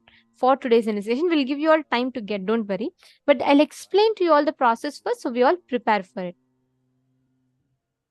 You're all going to, yes, Ma Sarika Chuni, yes. It should be the same way, Ma. If you do not have one, it is okay. If you're able to get it, it is best. If not, it's okay. You still have, you can just do it like this. See, understand, this churner has a very significant role to play in the initiation, because it creates a particular amount of pressure in certain points, which is ideal for this process. In today's process, using the Rasa Siddham process, Swamiji will be churning your individual Kundalini, connecting your individual Kundalini to the cosmic Kundalini. Understanding? So, this particular process, the Rasa Siddham process, is where Swamiji is going to be intensely churning your inner space, and he is going to be preparing you for the initiation. Are all of you getting it? See, this whole churning of the Milky Ocean, the exact principle that Swamiji revealed. Wherever you decided not to persist, all, like Swamiji said, right? All of them got settled for the small things. And they, like, okay, just one Airavata came, so they all got settled. Just something came, so they all got settled. But ultimately, the Amrita comes for the one who endures even the poison that comes. Means all the ups and downs in life that happens, the one who stands up through that from the space of powerfulness will only get the Amrita, the nectar in life. This whole story is a Purana. It's actual happening. It's not a mythology. And in addition to that, this represents how the patterns pulls us. Like Swamiji was telling, right? When discouraging things are going on in you, demons are pulling. When encouraging things are going on in you, gods are pulling. There is a continuous churning of the Milky Ocean, like a tug of war is happening between the patterns and the completion. One side, your pattern says, no, no, no, no, it's okay. One more day, let's be lazy. One more side, your will says, no, I want to be healthy.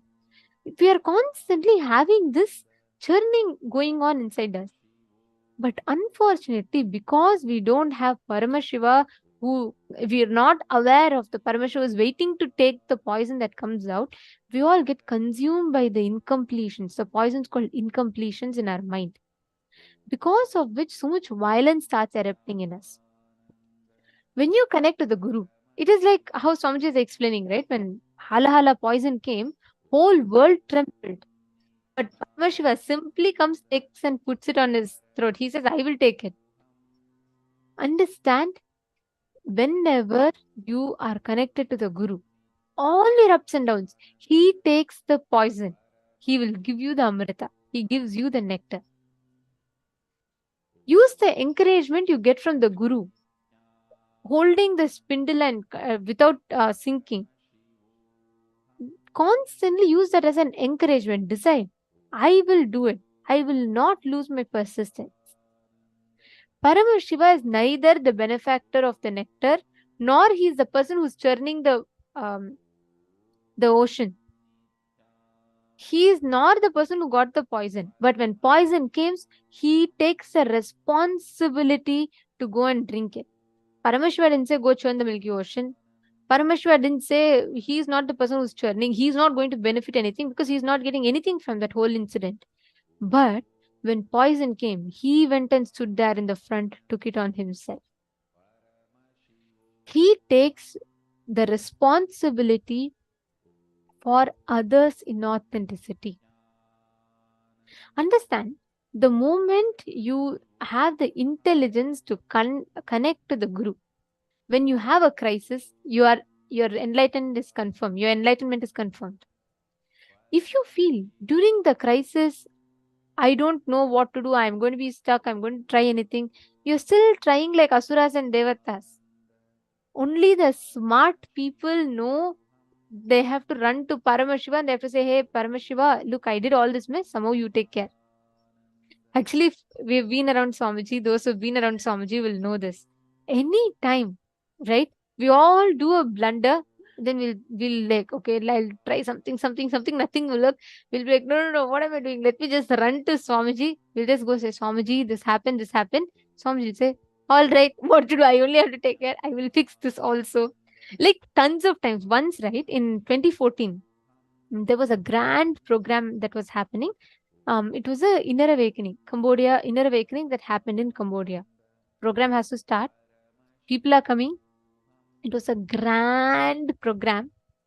I got to say this, like at that time, I was there in the program. So there's like 1,000 people that are confirmed who are supposed to be coming for the program, and the hall we had paid. Everything is ready. Like from our side, we have booked, and we given the requirements. The hotel said that they'll get the place ready. Everything they said, yes, we'll do it. Program is starting in 3 days. People have already started arriving there. And everyone are waiting. Suddenly the hotel manager comes just 3 days before and says, Swamiji, I don't think we can do it. I don't know why. I asked our staff members, the people, the crew, all of them are saying that it's going to take another 1 week for us to be able to even do the basic structure. I don't think our hotel is ready. We cannot do it. It will take minimum a week to get this whole thing up. The program coordinators were like, what's going on? Like 1,000 people are arriving and you're coming and saying that this is not possible. This is just program coordinators, their response to the hotel manager. Swamiji just looked at him, smiled and said, don't worry, it'll happen. I'll take care. That hotel manager at that time, he was not even a devotee or anything. He's just a hotel manager. He's coming and talking because we have already paid him, right? And then Swamiji said, don't worry, the whole hall, I'll make it happen. It will be ready before the program starts. Program is starting in 3 days and the estimated time they are given as the earliest possible time is minimum a week. They're building it, okay? They're building it. That whole thing, they're constructing it. So the engineers are saying it's impossible. And then, so Swamiji tells us, and the hotel manager didn't have a choice. He couldn't say anything. He comes back and he conveys this to the team. And in 2 days, this manager rushes and comes to meet Swamiji. He just falls at Swamiji's feet and he says, you are Cambodia Buddha. You're here as a Buddha of Cambodia and you have literally shown a miracle in front of my eyes. Everyone are curious as to what happened. The manager, with tears flowing in his eyes, he said, I didn't do anything special. I didn't pay a penny extra. All of a sudden, something happened. Nobody in the team even knows how, who, what. But suddenly, the work that was supposed to happen within a week, that was supposed to take a week, finished within 2 nights. It just took 2 nights for the whole thing to get completed. And it was so fast. Nobody even knew how everything fell in place, but the whole thing fell in place and much more than what they imagined. The hall was beautifully ready and it was ready not just to hold 1,000 people, but to hold 1,300 people. And the hall was so beautifully ready. And that from that day onwards, the hotel manager became a strong devotee of Swamiji. And this is how Paramashiva, no matter what, who all have been in Cambodia in our awakening. And how many of you, the Shivoham program, how many of you saw the hall?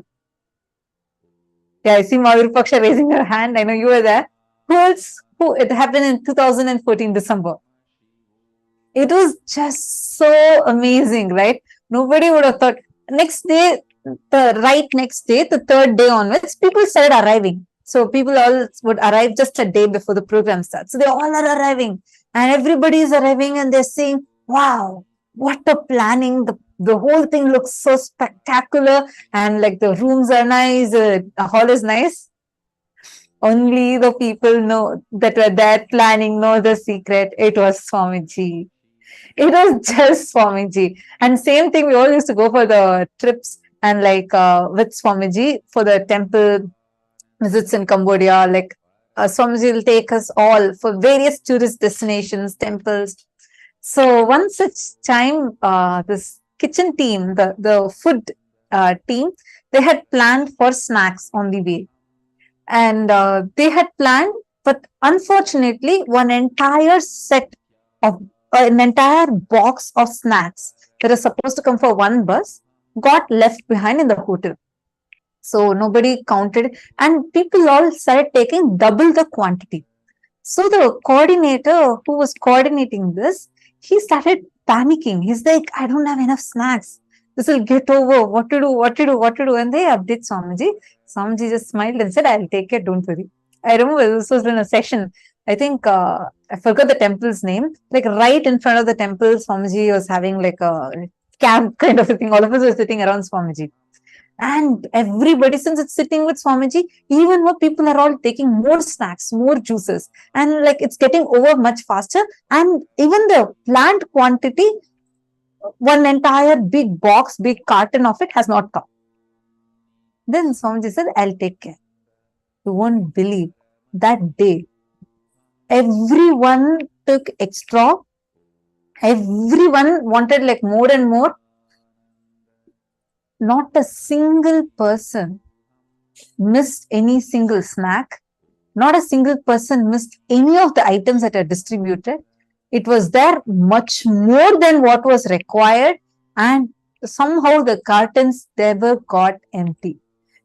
Nobody knows how it happened. Nobody got the extra carton. They discovered the carton. One carton was left behind only after reaching back. Nobody had a clue because everybody was like, I'm taking more, I'm taking more, I'm taking more. All of us are so hungry and we all are taking more than our normal way, and nobody knew how. I mean, all of us knew the secret was Swamiji, but nobody had like any logical answer for it. This is life with Swamiji. There are like, I can go on and on and on like this. Even in Kumbh Mela, when like serving food, there was snacks. They made special snacks. So Swamiji was distributing it to all the Gurukul kids. Oh my God, that was such a precious time where like just the Gurukul kids were sitting with Swamiji. Swamiji was sitting in his room, and like all of us are sitting around Swamiji. A big group of all the kids. And Swamiji was taking from his own plate the snacks they put in Swamiji's plate, and from his own plate, Swamiji blessed it, and Swamiji himself was distributing to us. So they got variety of snacks. And one such snack they had gotten was looking like this French fries kind of a thing. But they got much lesser quantity than the number of kids. So the kitchen team came, and in front of us only, they updated Swamiji. Swamiji said, okay, don't worry all that. I am the one who's giving. Give it, I'll take care. And everybody, all the kids liked that item more than all other items. So everybody kept asking more and more of that. Swamiji kept taking, giving, and giving. And you all know how Swamiji gives. When Swamiji takes and gives even from his one hand, even if you put two hands and you take a plate, it will still be overflowing. I don't know how Swamiji just takes so much and gives. Any of you had done Maheshwara Puja physically? You know what I'm talking about, right? So Swamiji will be giving like overflowing, like literally overflowing. Swamiji is giving. It's not getting over. And we all our eyes are there on that vessel from which Swamiji is giving. How many more and more kids are going and getting? It's like 100 children are there. Every one of them are getting from this small vessel. And Swamiji is continuously giving again and again, more and more. Till end. Till the last kid finished, we all finished eating. That vessel did not get over. It just did not get over. And after all that, Swamiji just looked at it and looked at all of us and gave a mystical smile, as usual. Actually, that is why Guru is like literally having Swamiji is like the cosmic 911. Any time we have any difficulty, just know he's always there. And that will give you the extra courage to do whatever you want, and Swamiji will take care of the rest. See, understand, this is literally what this story represents. When the whole crisis happened, because some smart fellow decided to run to Paramashiva, he came and changed the whole thing. Understand, if you are tired of practicing authenticity and you're tired of practicing the higher principles in life, you're going to just lose the effect of what manifests in your life. Actually, do one thing. Take a few minutes, contemplate on your life and pen down 3 instances where you got tired of persisting with authenticity. You compromise for something lesser. Like, for example, you were sincerely trying, to get a promotion in your job. You're almost there. Just one product deliver you will do, but there's a lot of back and forth and feedback with that. Because of that, you decide, okay, I can't do this anyways. I don't think I'll get it, and you give up. List at least 3 such instances. Take a few minutes, Please write down at least 3 such instances. Nithyananda.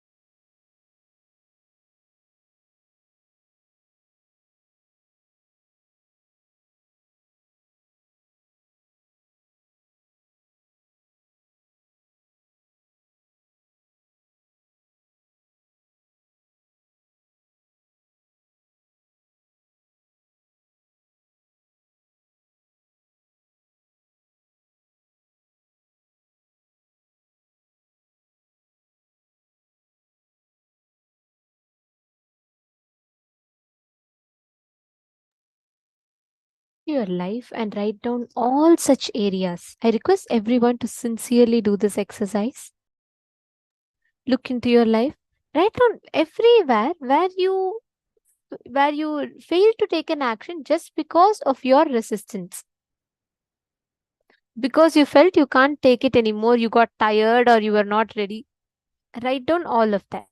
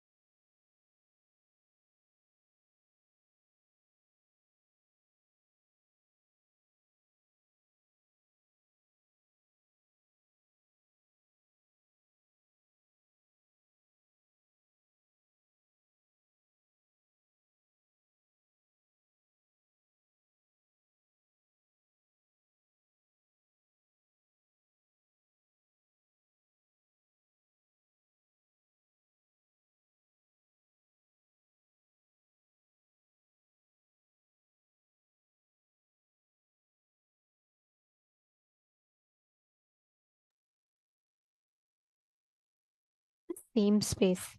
As all of you have written down, let us all enter into the next session where we learn about the exact Rasa Siddham process. This is a very, very important session. So we request all the participants to please listen to this, because here Swamiji is going to be revealing about the science behind the Rasa Siddham process. Let us now listen to the revelation. All of you take your mattu and keep it in front of you. Hold. See, you have to hold upside down, means that mattu top part should come down. Yes. The top part should come down. You should hold like that. Listen carefully. Listen carefully and intensely. You should cognize your spinal cord, your Merudanda is the mattu you are holding in the hand. Listen. The mattu you are holding in the hand is your Merudanda, your spinal cord. I'll connect your Merudanda and spinal cord. See, the cosmic spinal cord is Merudanda. Your spinal cord will now become cosmic spinal cord. And I'll connect your Merudanda with intense Kundalini Shakti. I'll explain step by step. The first thing you need to know is extreme non-violence. Paramashanta Swarupa. Then it is in extreme non-violence. The cosmic energy will start flowing in you. You will be in tune with cosmic energy. Listen. It is very easy to brainwash human beings become terrorists, because man basically is violent, angry. If you just convince his logic,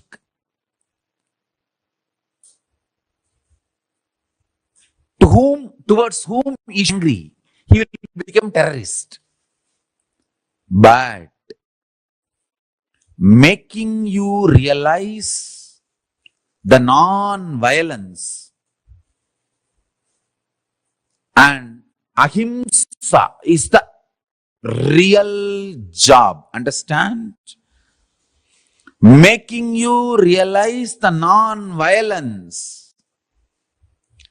is the greatest job. Very easy to make a man terrorist. Because making a man terrorist is too easy. Brainwashing a man to become a terrorist is too easy. But here, in Hindu Gurukul, we make you completely non-violent. Pure ahimsa, paramashanta swarupa. Listen.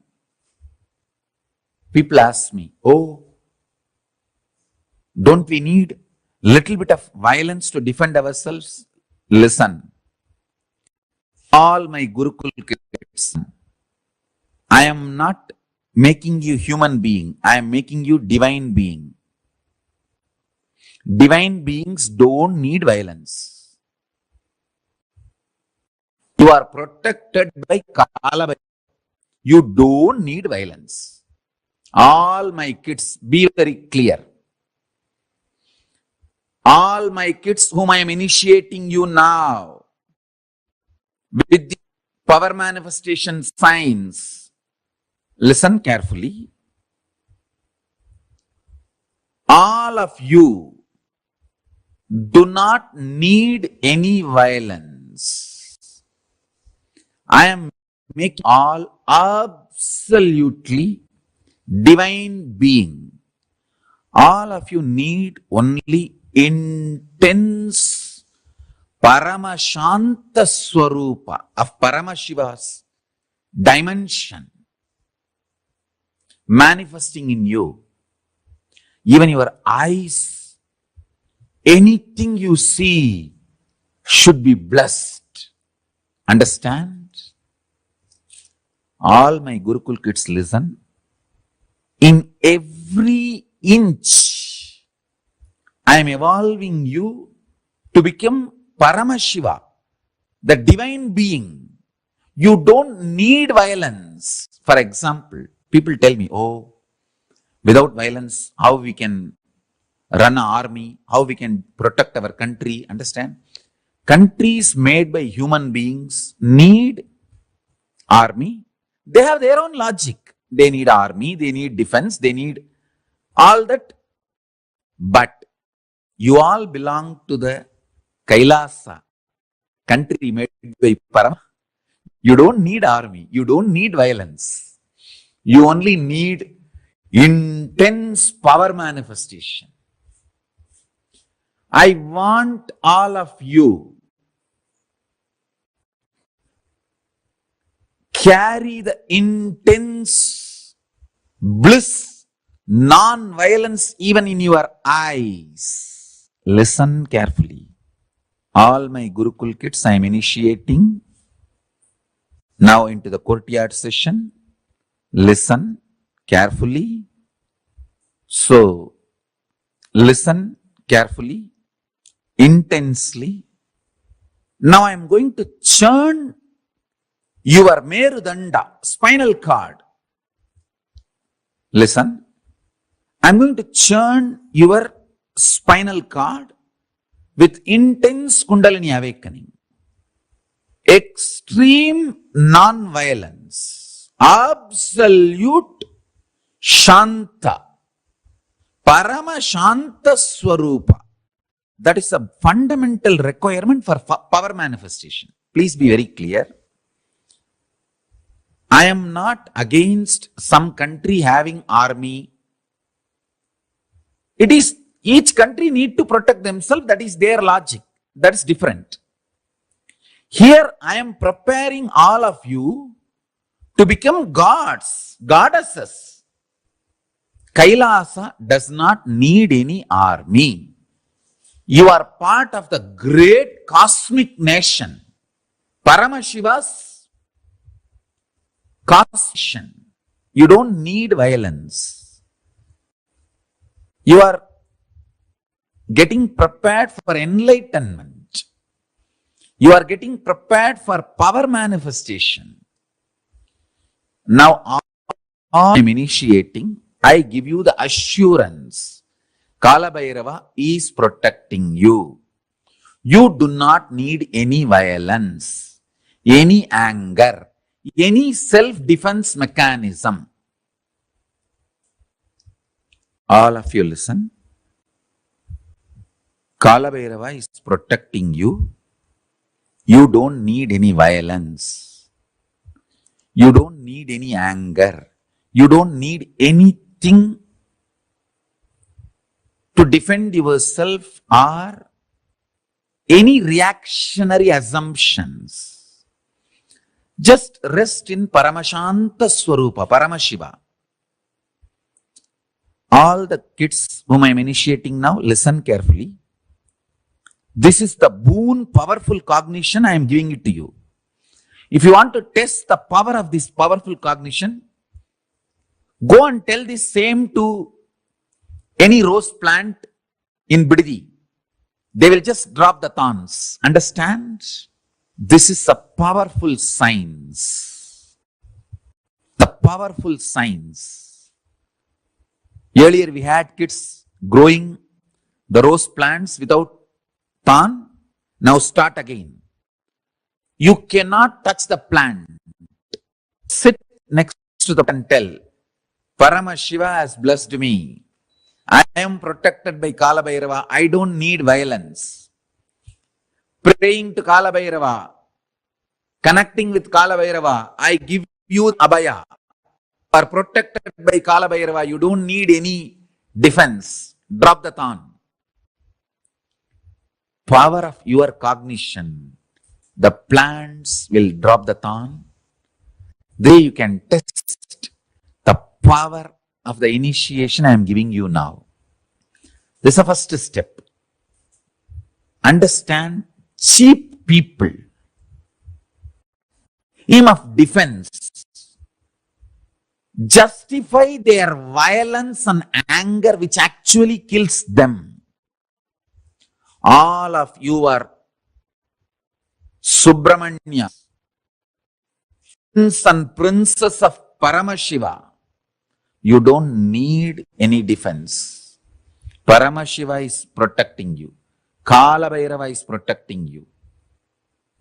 Don't worry. Only cheap people need their own defense. Actually, they don't need defense, but they justify their violence with the idea that they need to defend themselves. Forget about all of that.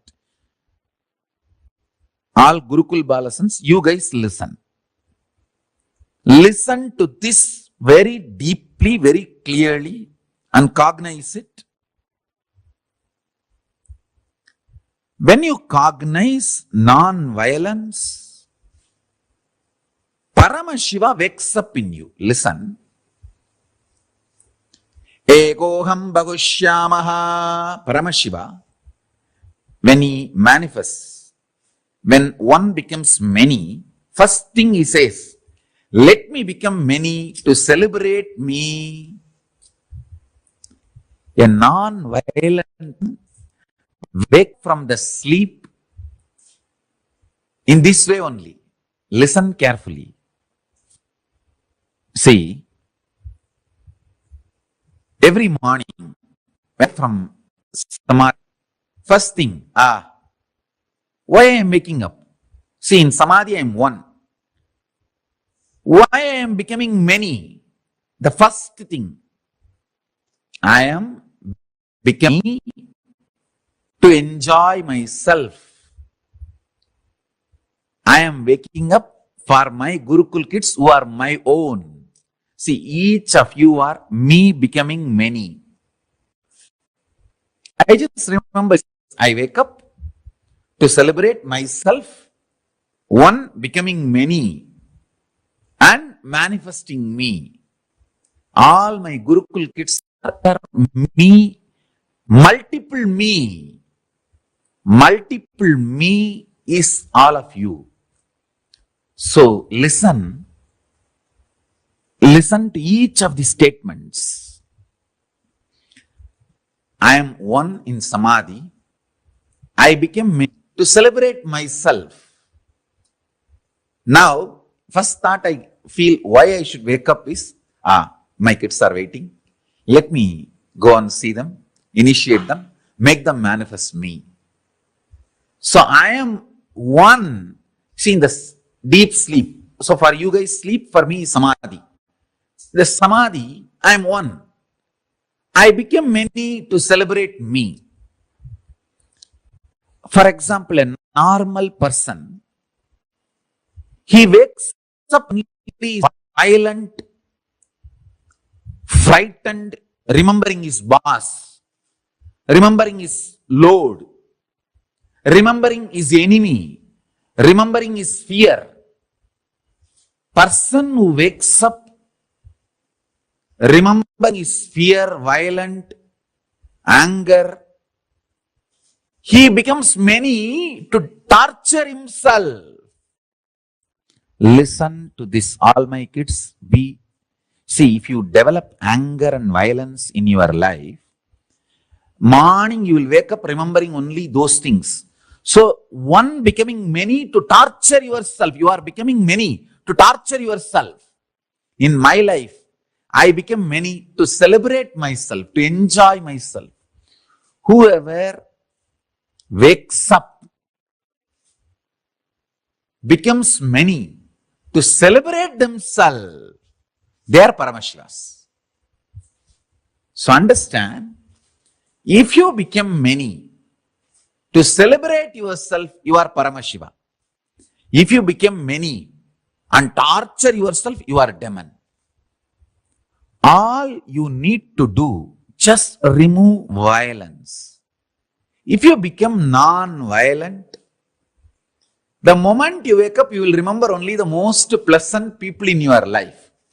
So those people are nothing but you becoming them to celebrate you. When you wake up from the bed, if your first thought is, oh, let me get up to go and sit with Swamiji and attend the session, attend the satsang or attend the courtyard session, then you are becoming many to celebrate yourself.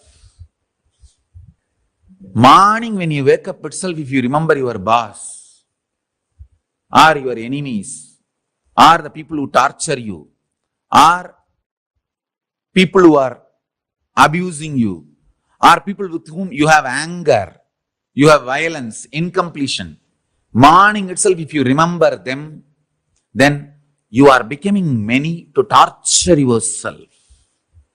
Understand? You have to churn and bring yourself to completion, to the level morning first thought should be the most pleasant people and beings of your life. Because in your sleep you are one. One, when you wake up you are becoming many. That one becoming many should be only for the purpose of celebration. Let me become many to celebrate my existence. Actually, every morning, when I wake up, first thing, let me become many. Means all my disciples, people who love me, enjoy me, waiting to see me all over the world. Let me become many to manifest me in all of them and celebrate me. That's all. I can download the whole Kailasa into you. And I also wanted to announce, all this initiation I am giving, I am making it available to all of you all over the world. If you all cognize what I am talking and start internalizing, cognizing, this power manifestation will work for all of you also, wherever you are. I am working focused on the Gurukul kids because I am making divine beings to serve the whole world. Understand? When a Gurukul Balasant manifests powers, it is not just for him, it is for the whole world. He is going to be the Sakshi Pramana for Kailasa. He or she is going to be direct prince and princesses of Kailasa. So I am directly working with them. But this initiation, I am opening it. The spiritual component, I am opening it to all of you, the whole world. All of you can enjoy. So the initiation, I am opening it to all of you, whole world. Wherever you are, you can practice. You can bring these powerful cognitions into you. And you can start power manifestation wherever you are. One of your brother disciple, oh, he has a long jata. You may be having little anger. Or Swamiji calls his name, not my name. Even with those small anger, you should complete. Mukkayam tavirka. Tirumular says, Mukkayam means Vengayam, Perungayam, and Ulkayam. That's a pundu. Asafoetida, onion, garlic. These three should not be eaten because these three invokes delusion in you, which puts you in anger, violence, and which makes you justify your anger. Now, once you manifest this Rasa Siddham, means this power manifestation, you will be given onion, garlic, asafoetida food for 1 week. Even after eating that food for 1 week, you should not have any incompletion, negativity, Violence when you wake up early morning. That is the test. That much you should become pure.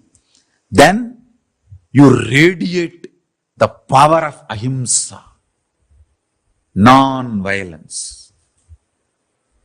See, now what I am sharing with you is the clear Rasa Siddham, step by step. What is the powerful cognition? And what is the power you are going to manifest? Then how your system should be tested to hold that power. So now, I am going to churn the Merudanda. By churning the Meru, I will awaken your Kundalini Shakti intensely. Once the Kundalini Shakti is awakened today, now itself, within next few minutes, you can start moving the matter with very absolute oneness, non-violence. Absolute non-violence and oneness. You tell any matter, I am becoming many.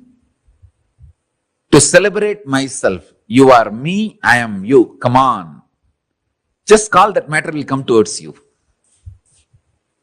That's all. Now, the first step. Cognize your Merudanda, the mattu in your hand, and your spine is one and the same. Hold that mattu in your hand like this, put inside, upside down. Sit in Padmasana. I made Padmasana without touching the leg. Listen, see here. Without touching the leg, you should sit in Padmasana. My kids should be yogis. You should not touch the leg. After sitting in Padmasana, you can touch. But when you are sitting in Padmasana, you should not touch the leg. My kids should be yogis. Come on. Now hold. The mattu, top side should be bottom. Keep on the floor and hold. Visualize, cognize your spine and the mattu is one and the same.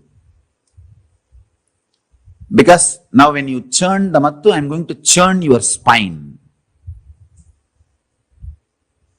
Through Kriya, I am going to awaken your Kundalini Shakti. Hold the mattu with both the hands. Hold the mattu with both the hands. Hold it. Cognize now. Do not chant along with me. You just sit and cognize. I am going to awaken your Kundalini Shakti. You just churn the mattu slowly and cognize your Merudanda. Your spine is getting churned. Om Nithyananda Paramashivoham. Please do not chant along with me. You just sit and only churn the Meru. Churn the Merudanda. You are only supposed to give work for your hand and visualization. Visualize your backbone is getting churned. Cognize that. Actually, I am churning. So cognize that. Om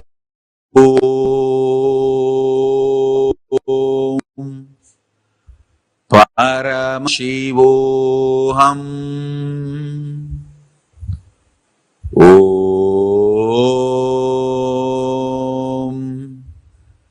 Paramashivoham. Om Paramashivoham. If your body is lifting up due to Kundalini awakening, tie the jata above the head. The jata weight should sit on your head. Along with the jata weight, I am going to lift your body. So tie the jata above your head and sit in Batmasana. In Batmasana, I am going to lift your body. Sit in Batmasana and tie the jata above your head. So I will raise you in this posture.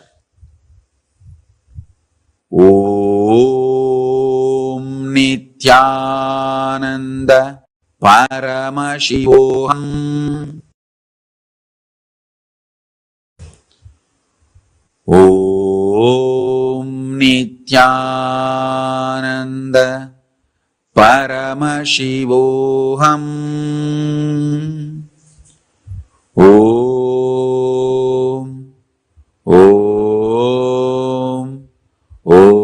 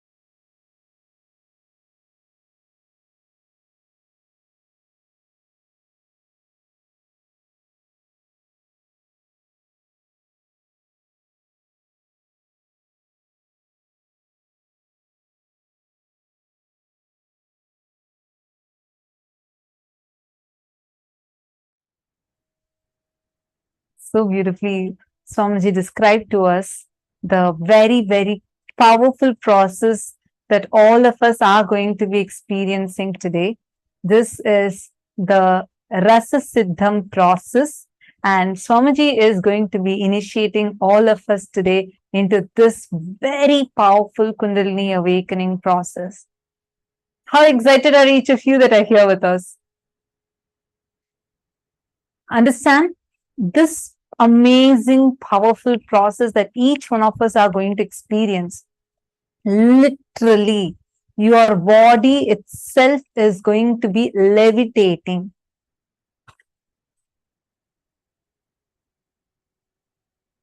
Can all of you please get your matte and show it in front of the camera if you have the matte ready, the churner. Some of you are asking if you can use the whisk for this. Yes, that is also okay. But most preferably, it's supposed to be the matte. But if it's just the whisk, okay, get it and keep it. But no plastic. Metal is okay, or wooden is the most preferred one. Yes, Vivekaya, that's perfect. Even matte, even metal one is also okay. Please take it and keep it. Very, very shortly, we are going to be having the darshan. I know I'm so eager, like as each of you that are here. This process, decide from this moment onwards, you will not cherish any violence inside of you, even in your thought level, even the smallest anger that you might be carrying inside of you. Just decide strongly that you will not cherish any of it.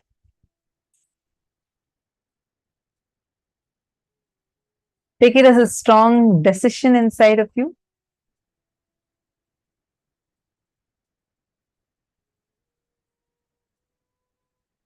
So now we are going to just go through the process, the highlights from the revelation that Swamiji had revealed to us now, so that all of us can prepare for this process powerfully.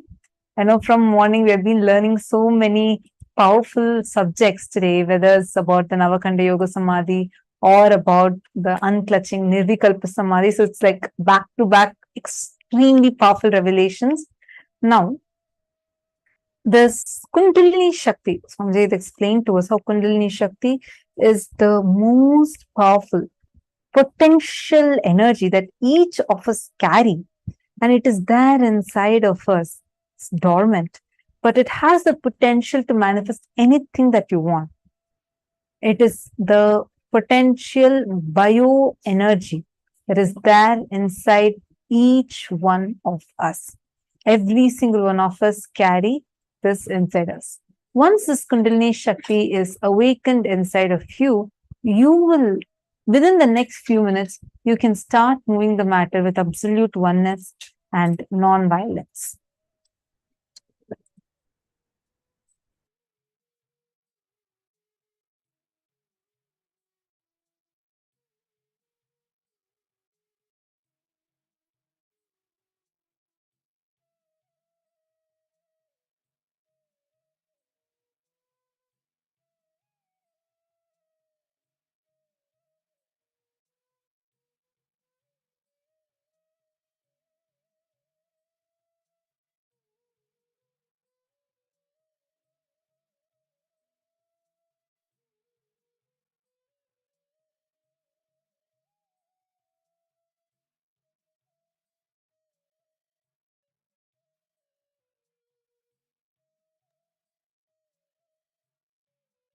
This process removes any kind of violence in the inner space. Like Swamiji was beautifully explaining, anything that triggers you, the feeling that something is better, or someone is getting something better than me, even the subtle levels, all that. So you don't even need to do a conscious decision. This process in itself is powerful enough to heal you from all that violence.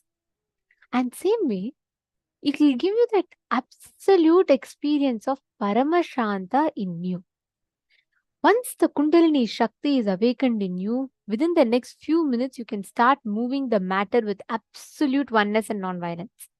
You will have the experience of the consciousness in you raising so powerfully. The experience where you will be able to move, you will be able to experience your consciousness over any other matter in front of you. And most importantly, all of us are going to be having this alchemy process, which literally you will experience how your Kundalini is awakened and how your Kundalini is connected to the cosmic Kundalini. Like Swamiji is explaining, right? He is literally going to churn your Kundalini and connect that to the cosmic Kundalini. And once that Kundalini Shakti gets awakened in you, then you will simply have the experience of absolute bliss and that absolute joy inside of you.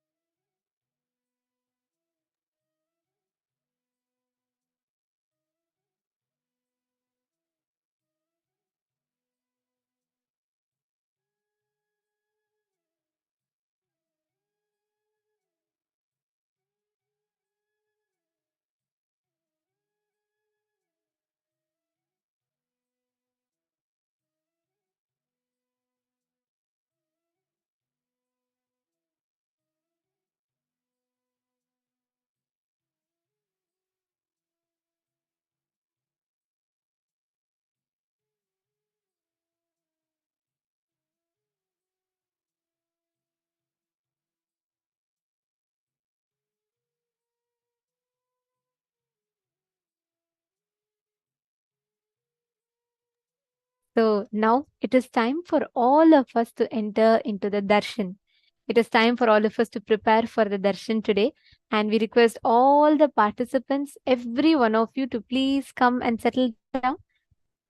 Today's darshan is going to be something very, very, very important. Because today, like Swamiji just revealed to all of us, Swamiji is literally going to be churning the Kundalini in us, connecting our individual Kundalini to the cosmic Kundalini. And that is going to be a very, very, very powerful initiation and a process for all of us. Now, all the participants, every one of you that are sitting here with us today, we request all of you to settle down with your mat. Please be seated. The spindle with which you churn. And now, all of us are going to be preparing ourselves for the initiation. Understand, this very time period that this Paramashivoham is happening in is a very auspicious time period, because this time is the most conducive for us to experience enlightenment. And this is the most conducive time for all of us to experience any kind of a fulfillment in life. This Navaratri is the best time. And please understand, Navaratri is a celebration of the 9 nights when the greatest, most powerful time of the year for the heartfelt connection with the supreme power, Parashakti, Paramashiva Shakti happens. Navaratri means 9 nights. Actually, Ratri has 2 meanings. One is night, one is intensity. It is the 9 intense days when the cosmic mother energy, the divine mother energy, becomes intensely available for any of us. Actually, there's a very beautiful line Swamiji will tell. Swamiji tells that the moment you see Paramashiva, even if you pray once, he will rush and come to you. But Paramashiva Shakti, Devi, even if you act like you want to pray, she will rush and come to you. That is the love of the cosmic mother. Today, every single one of you that are here, especially the participants who have decided that I'm going to spend my next 21 days here, I'm going to be a part of this program, no matter what, I'm not going to miss any bit of it. And you have chosen to be here. Be very clear. It is because you have the grace and blessings of the divine cosmic mother. The worship of divine cosmic mother is so unique to Hinduism.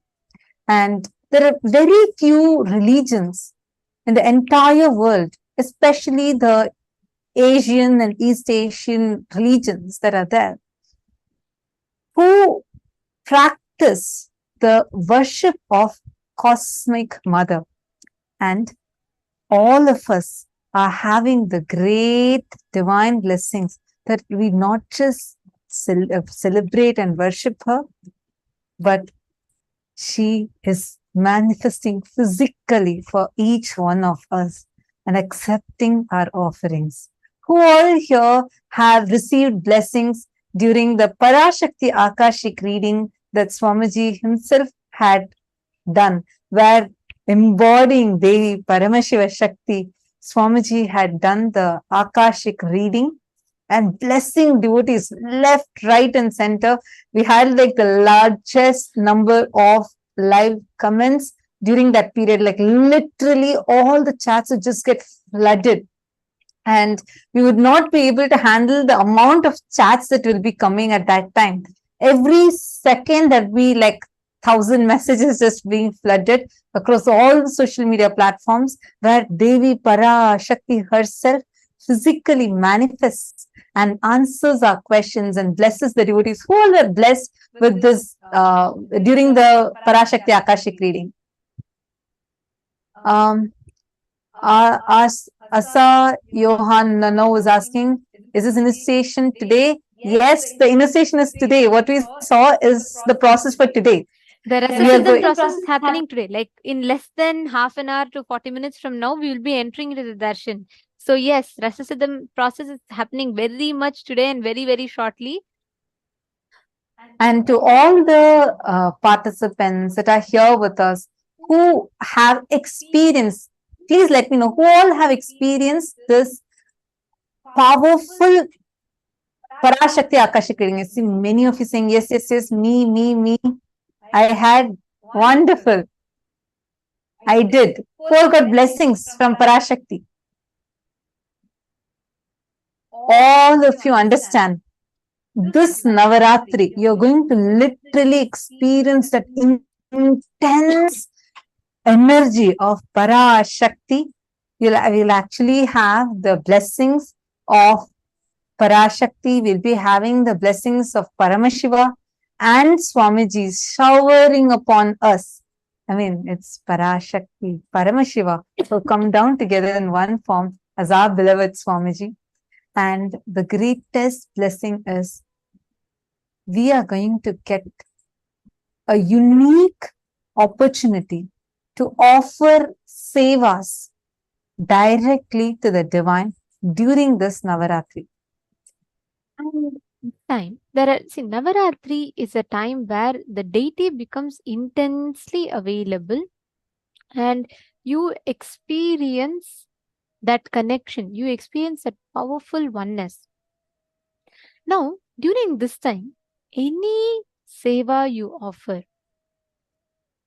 any time you connect to the divine, intensely you will experience the result almost instantaneously. Almost immediately you will experience the results. This time, KAILASA's Navaratri, which is starting from the 15th of October to the 24th of October, every single day you're going to be having a lot of rituals, lot of different events, gifts that are happening, and we are going to be taking you all through the different offerings that you can offer on that day. Actually, Devi's energy, right? The cosmic, divine cosmic mother. Swamiji beautifully describes how just by connecting to her, she will make the whole thing accessible to you. The keys of the cosmos, like how father may earn money in the house, but the key to how much should be spent will always be in the hands of the mother. Same way, the whole cosmos might be run by Paramashiva, but enlightenment is bestowed to whom? That key is in the hands of the mother. So beautifully Swamiji tells. Whenever you connect to Divine Mother, she literally becomes the doorway for you to connect, experience enlightenment. And Navaratri happens to be one of the most conducive ambience, conducive time for you to look and turn inwards and direct all your energy, center all your energy to building the experience of oneness, building the experience of the highest form of oneness with Devi Parashakti. And this Navaratri, all of us have this wonderful opportunity where we can connect with Devi Parashakti and offer different sevas. Every day we have the Chandi Homa that happens. So Chandi Homa is a very, very, very powerful fire ritual that happens where you can connect to the cosmic mother using the fire as a channel. And the way Chandi Homa has done, it is one of the most powerful rituals which directly gives you the experience of the ultimate. So this Navaratri, we have a lot of sevas that all of you can offer. So the grand Chandi Homa happens every day, which Chandi Homa is the fastest technology to witness manifestations of our desires. And Chandi Homa is known for ending any negative forces, poverty consciousness, enmity. Like you have a lot of disturbances and, people are having bad intentions and you're not able to manifest things in your life. Chandi Homa directly works on giving you that fulfillment. Chandi Homa eradicates any enmities and boosts creativity and intelligence to seize opportunities and manifest wealth and excellence. So Navaratri has it consists of a plethora of rituals which are all performed at the different times in various Kailasas around the globe, because Navaratri is a very, very important festival in Kailasa, and this happens in various different Kailasas around the globe. And this time, all of you have an opportunity to become part, to offer the different rituals, different sevas of Navaratri. The first and foremost being Pratyaksha Pada Puja. I know all of us wait for this. This is one thing. Navaratri, Shivaratri, any festival for us. Sitting at the feet of the Master, just offering the gratitude to the Guru, is one of the most sweetest, most beautiful ways of connecting with the divine. And this Navaratri, all of you can offer Pratyaksha Pada Puja every day. This is available for you all exclusively for Navaratri. Swamiji is making himself available, where you can offer Pratyaksha Pada Puja, and you will also be receiving exclusive blessings and darshan with Swamiji. Those who offer the Pratyaksha Pada Puja will be receiving the exclusive darshan and blessings from Swamiji himself.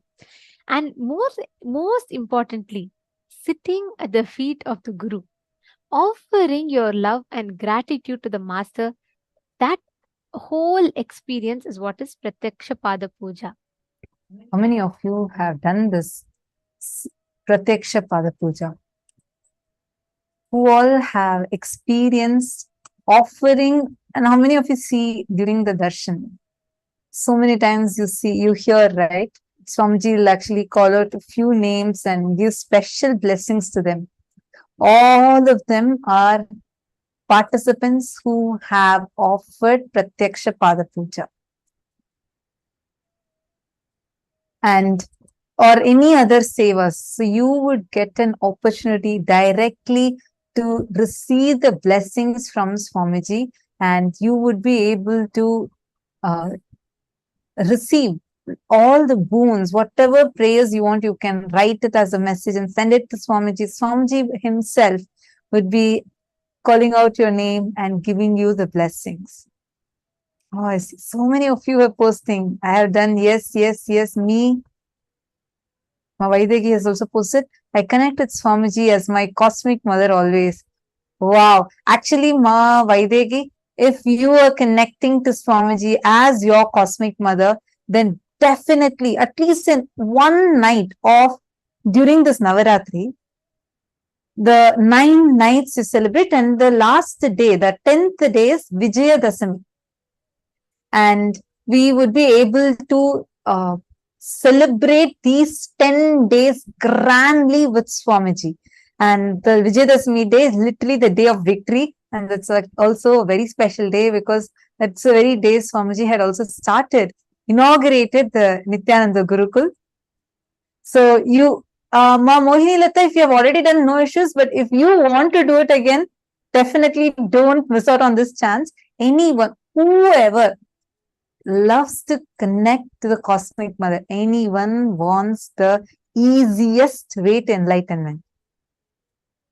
Understand, it is Devi, Parashakti, the cosmic mother, who has the key for your enlightenment.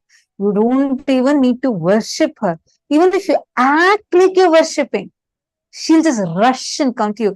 That is what happened when a baby, when a baby was crying for milk, and he just looked up at the sky.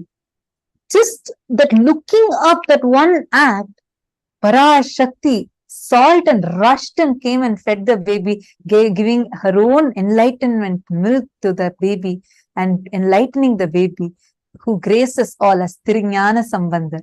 Anything that you want. Same thing happened when Abhirami Bhattar, who actually, there's a very beautiful story. Abhirami Bhattar, he was a great yogi, saint. He always was only in the feeling connection with Devi, and all that time worshipping Parashakti. And even if he sees women, he will just go and offer flowers, fall at their feet and worship everyone as Parashakti. So some people started thinking that he is mad. That is why he is doing like this. And all of them used to rumor about him, saying he's a madman. So one day in the temple, the king is coming to offer Abhishekam to Devi. Special day it is. It is Amavasya, meaning no moon night. And the king is coming with all his paraphernalia into the temple, and grand welcoming is happening to the king. This Abhirami Bhattar, he was sitting in, he goes to the Garbha Mandir. Every day he'll go to Devi, Abhirami. That's the form of Devi he used to connect with, and worship her and literally talk to her every day. So he goes and he starts talking to her like usual, and then sits right in front of her deity, in front of the Garbha Mandir. He sits and starts meditating. In just a few minutes, the king is going to be here. The priest is panicking because king is coming. Everyone is supposed to respect. No one should be sitting. This guy has closed his eyes and sat in Samadhi now. And he can't, the priest feels like, I don't know if even if I move this man, the king, he may not move. The king is going to be here. He tries to move Abhirami Bhattar. He is in a great Samadhi. The saint is in great Samadhi. And he is not in any level of this, he's not even in any awareness of what's happening around him. So after the grand welcoming, the king comes. He's shocked to see everybody are standing in respect of the king, and this guy is sitting right in front of the Garbha Mandir. And people around the king says, no, he's a fool. He's a madman. Forget him. Don't worry about him. Forget him. The king says, no, he must be some great yogi or Siddha Purusha. We don't know. Let me go and see. So he goes and asks, okay, all of them are saying you're a madman. You tell me, are you, to test you whether you are mad or not, I'm just going to ask you a simple question. Tell me, what is today's day? What tithi is it today? Abhirami Bhattar was in deep Samadhi, and he was enjoying the form of Parashakti. And seeing her face shining bright like a moon, he says, today is full moon night, Purnima. And the king is like, this, he's really a madman. All of these guys are right. Everybody knows that today is Amavasya, meaning no moon night. But this fellow is telling like this. And not just that, he feels the king's ego is hurt that this guy is sitting while he's standing. And he says, you're insulting me. Cage this fellow, put him, chain him. Today, by midnight, if the full moon does not come up, you will be burnt alive. The king's raged, he gives a punishment like this and goes away. And after an hour passing, that's when Abhirami Bhattar comes first to the human consciousness. He comes to the consciousness to see what's happening around him. He's looking around and seeing, now the priest is with his eyes full of tears. He says,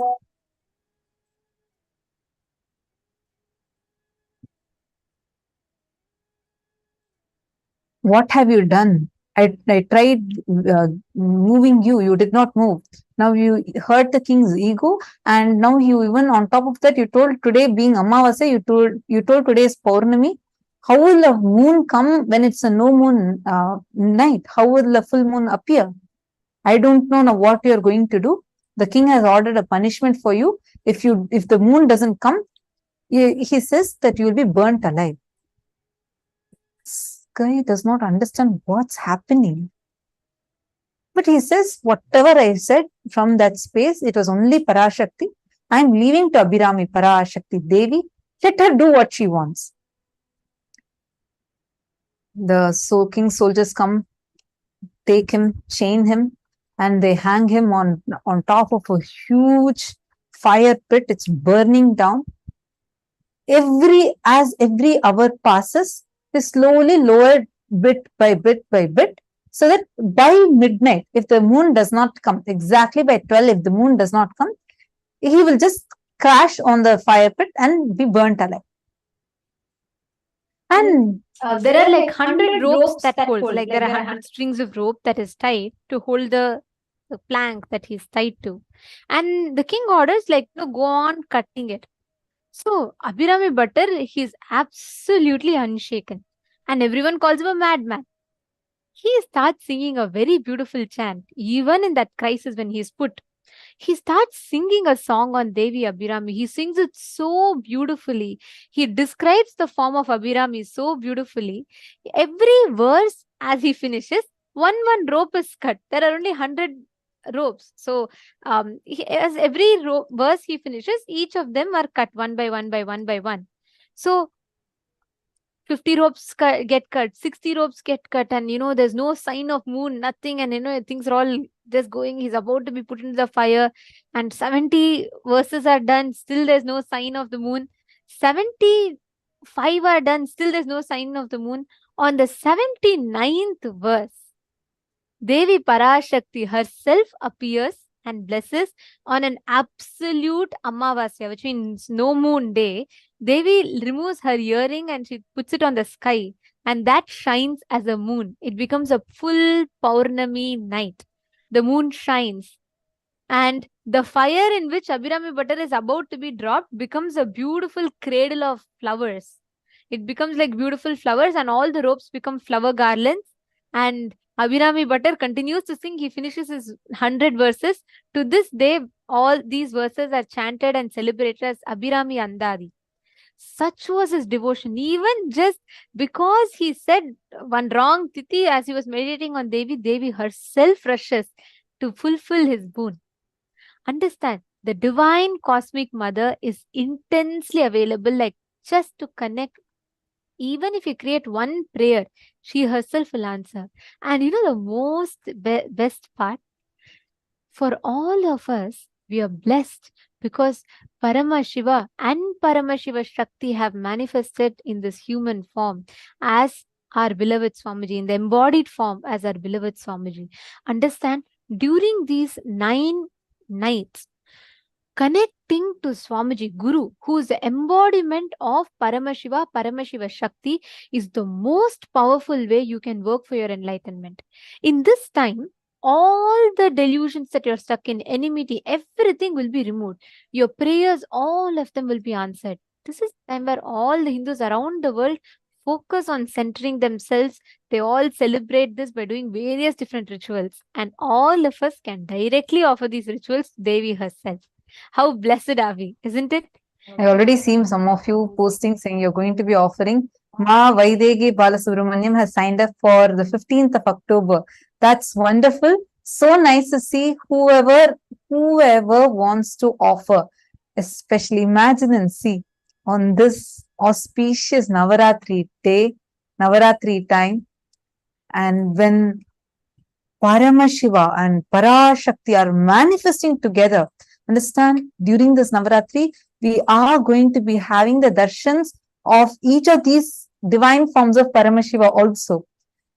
So, intense energy of the cosmic mother and intense energy of Paramashiva together manifesting for each one of us and blessing us, and personally blessing your name, blessing you, calling out your name.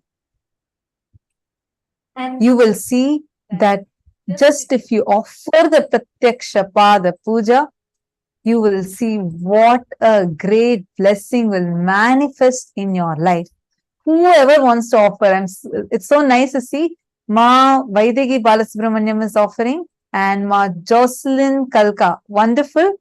Who else wants to offer? You all can actually post here in the chat whoever wants to offer. Immediately our support desk team will get in touch with you and help you so that you would be able to sign up right away. The link is also projected for all of you on the screen.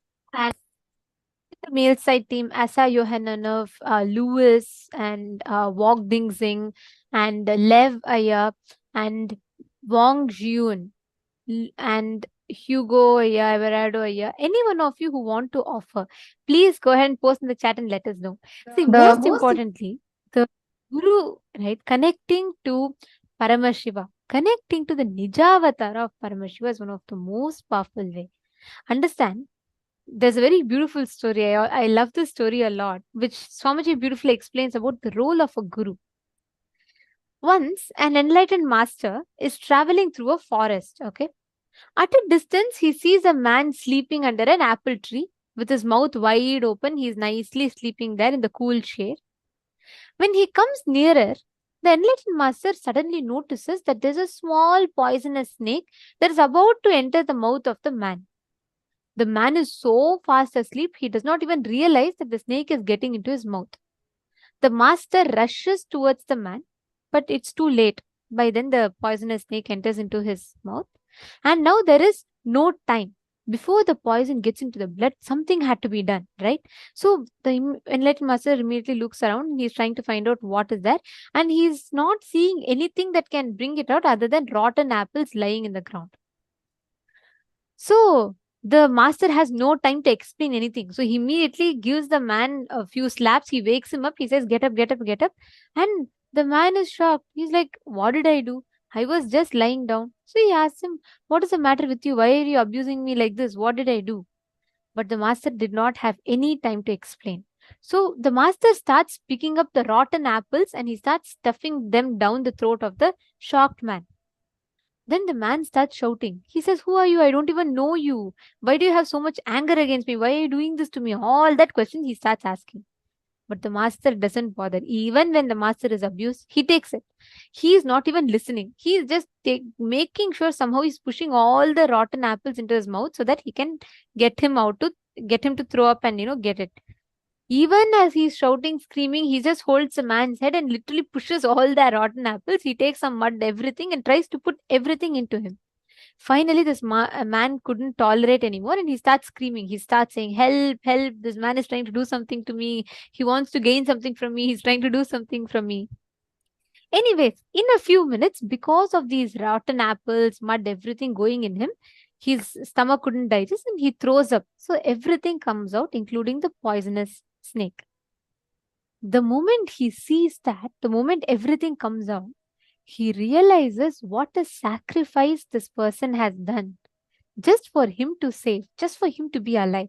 He then falls at the feet of the master and he says that your master, so much I abused you, but you still held on. And he said, please forgive me for suspecting your motives. You're not just my guru, but you're my God. And he surrenders. Swamiji beautifully explains that this is the role of a guru in a person's life. All the delusions that we are stuck with are like the poisonous snake. And the master, he does anything, goes to any extent to make sure we are out of delusion. Even if it means for him to take the blame, for him to take all our patterns, all our flare-ups, everything, he still stands there and makes sure that we have that experience. That is the power of having a guru in our lives. We all have God itself as a guru in our life. And Pratyaksha Pada Puja is one of the best ways that you can offer your gratitude to the avatar. Now, what is this Pratyaksha Pada Puja? Literally, you sitting at the feet of the divine. Understand? This is an extremely ancient tradition where the disciple offers Pada Puja to the lotus feet of the Guru, worships the lotus feet of the Guru. And through that, literally enlightenment itself is transferred to the disciple. Each of us are having that amazing opportunity where Swamiji himself sits as in his intense cosmic oneness and accepts Pratyaksha Pada Puja. Actually, even though you're only going to be sitting virtually, you will see that during the Pada Puja, the mantras, the chantings that are done and the way how Swamiji himself will be manifesting for you, you will see throughout that Pratyaksha Pada Puja intensely. Your whole being will be reverberating that highest frequency. You will be raised to such high frequency, just sitting at the feet of the Master with that overflowing gratitude. All the suffering, pain, karmas will just melt. Karmas will just disappear. It will be burnt away by the grace and blessings of the Guru. And that is what will be happening when you sit at the feet of Master during the Pratyaksha Pada Puja. Wonderful. Ma Geetanjali also wants to, Ma Geetanjali and Manishaya wants to offer Pratyaksha Pada Puja. Wonderful. The details are given to you. So nice to know that you are also wanting to offer. We actually have a lot of you choosing to offer. Understand? You're making the right decision in the right time, because this time is the most conducive time for us to experience enlightenment. So any one of you that are offering today, please be clear.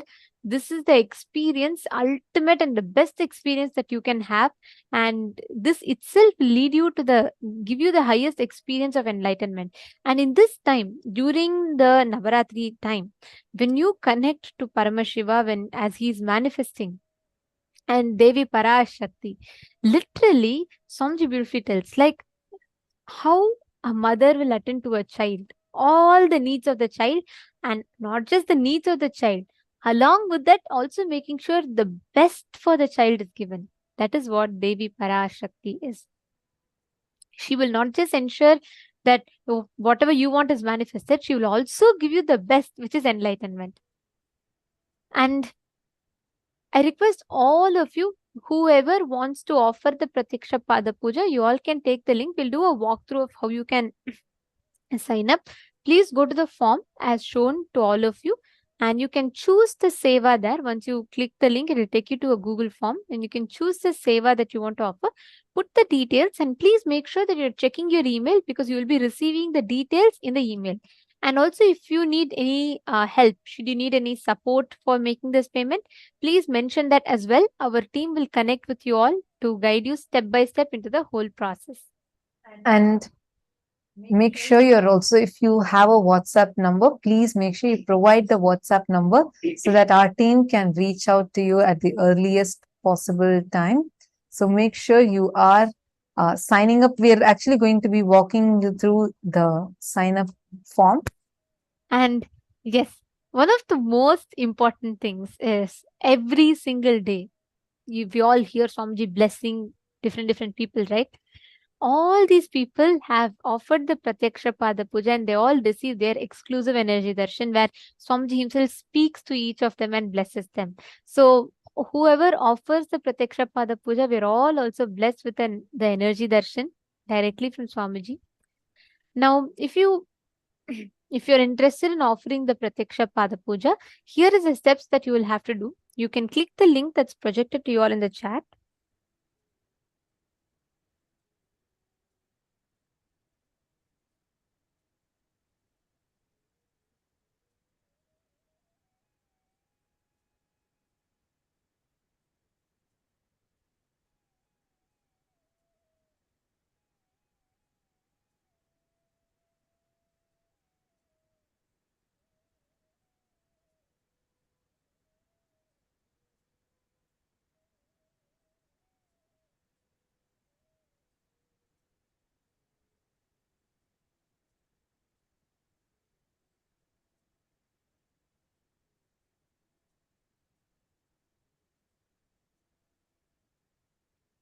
Go to this form. The moment you click the link, it will take you to this payment method request form. And you can choose the offering, like I came to know this offering through, you can choose, if you're watching on YouTube, you can choose YouTube, or you can put program. All those who are connecting through the program can click this option called program. And then you will have the name of enricher. You can just put acharyas or program. And you can have the status. So here you can put waiting for bank details as a status. and then you can put in the purpose of transfer. You all can choose. You see so many different offerings that is available here for Navaratri. You can choose the Pratyaksha Pada Puja offering. Here you all can see Pratyaksha Pada Puja, and make sure that you're choosing this one, which is for the Navaratri.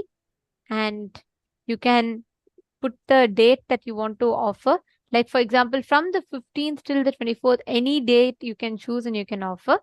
And you can put the amount here, and you can put the payment commitment, like which date you will be able to make the payment by, and the details, all the name, email ID, country, and so on. All these details, once you fill, your that should be good enough to get you started off the Pratyaksha Pada Puja.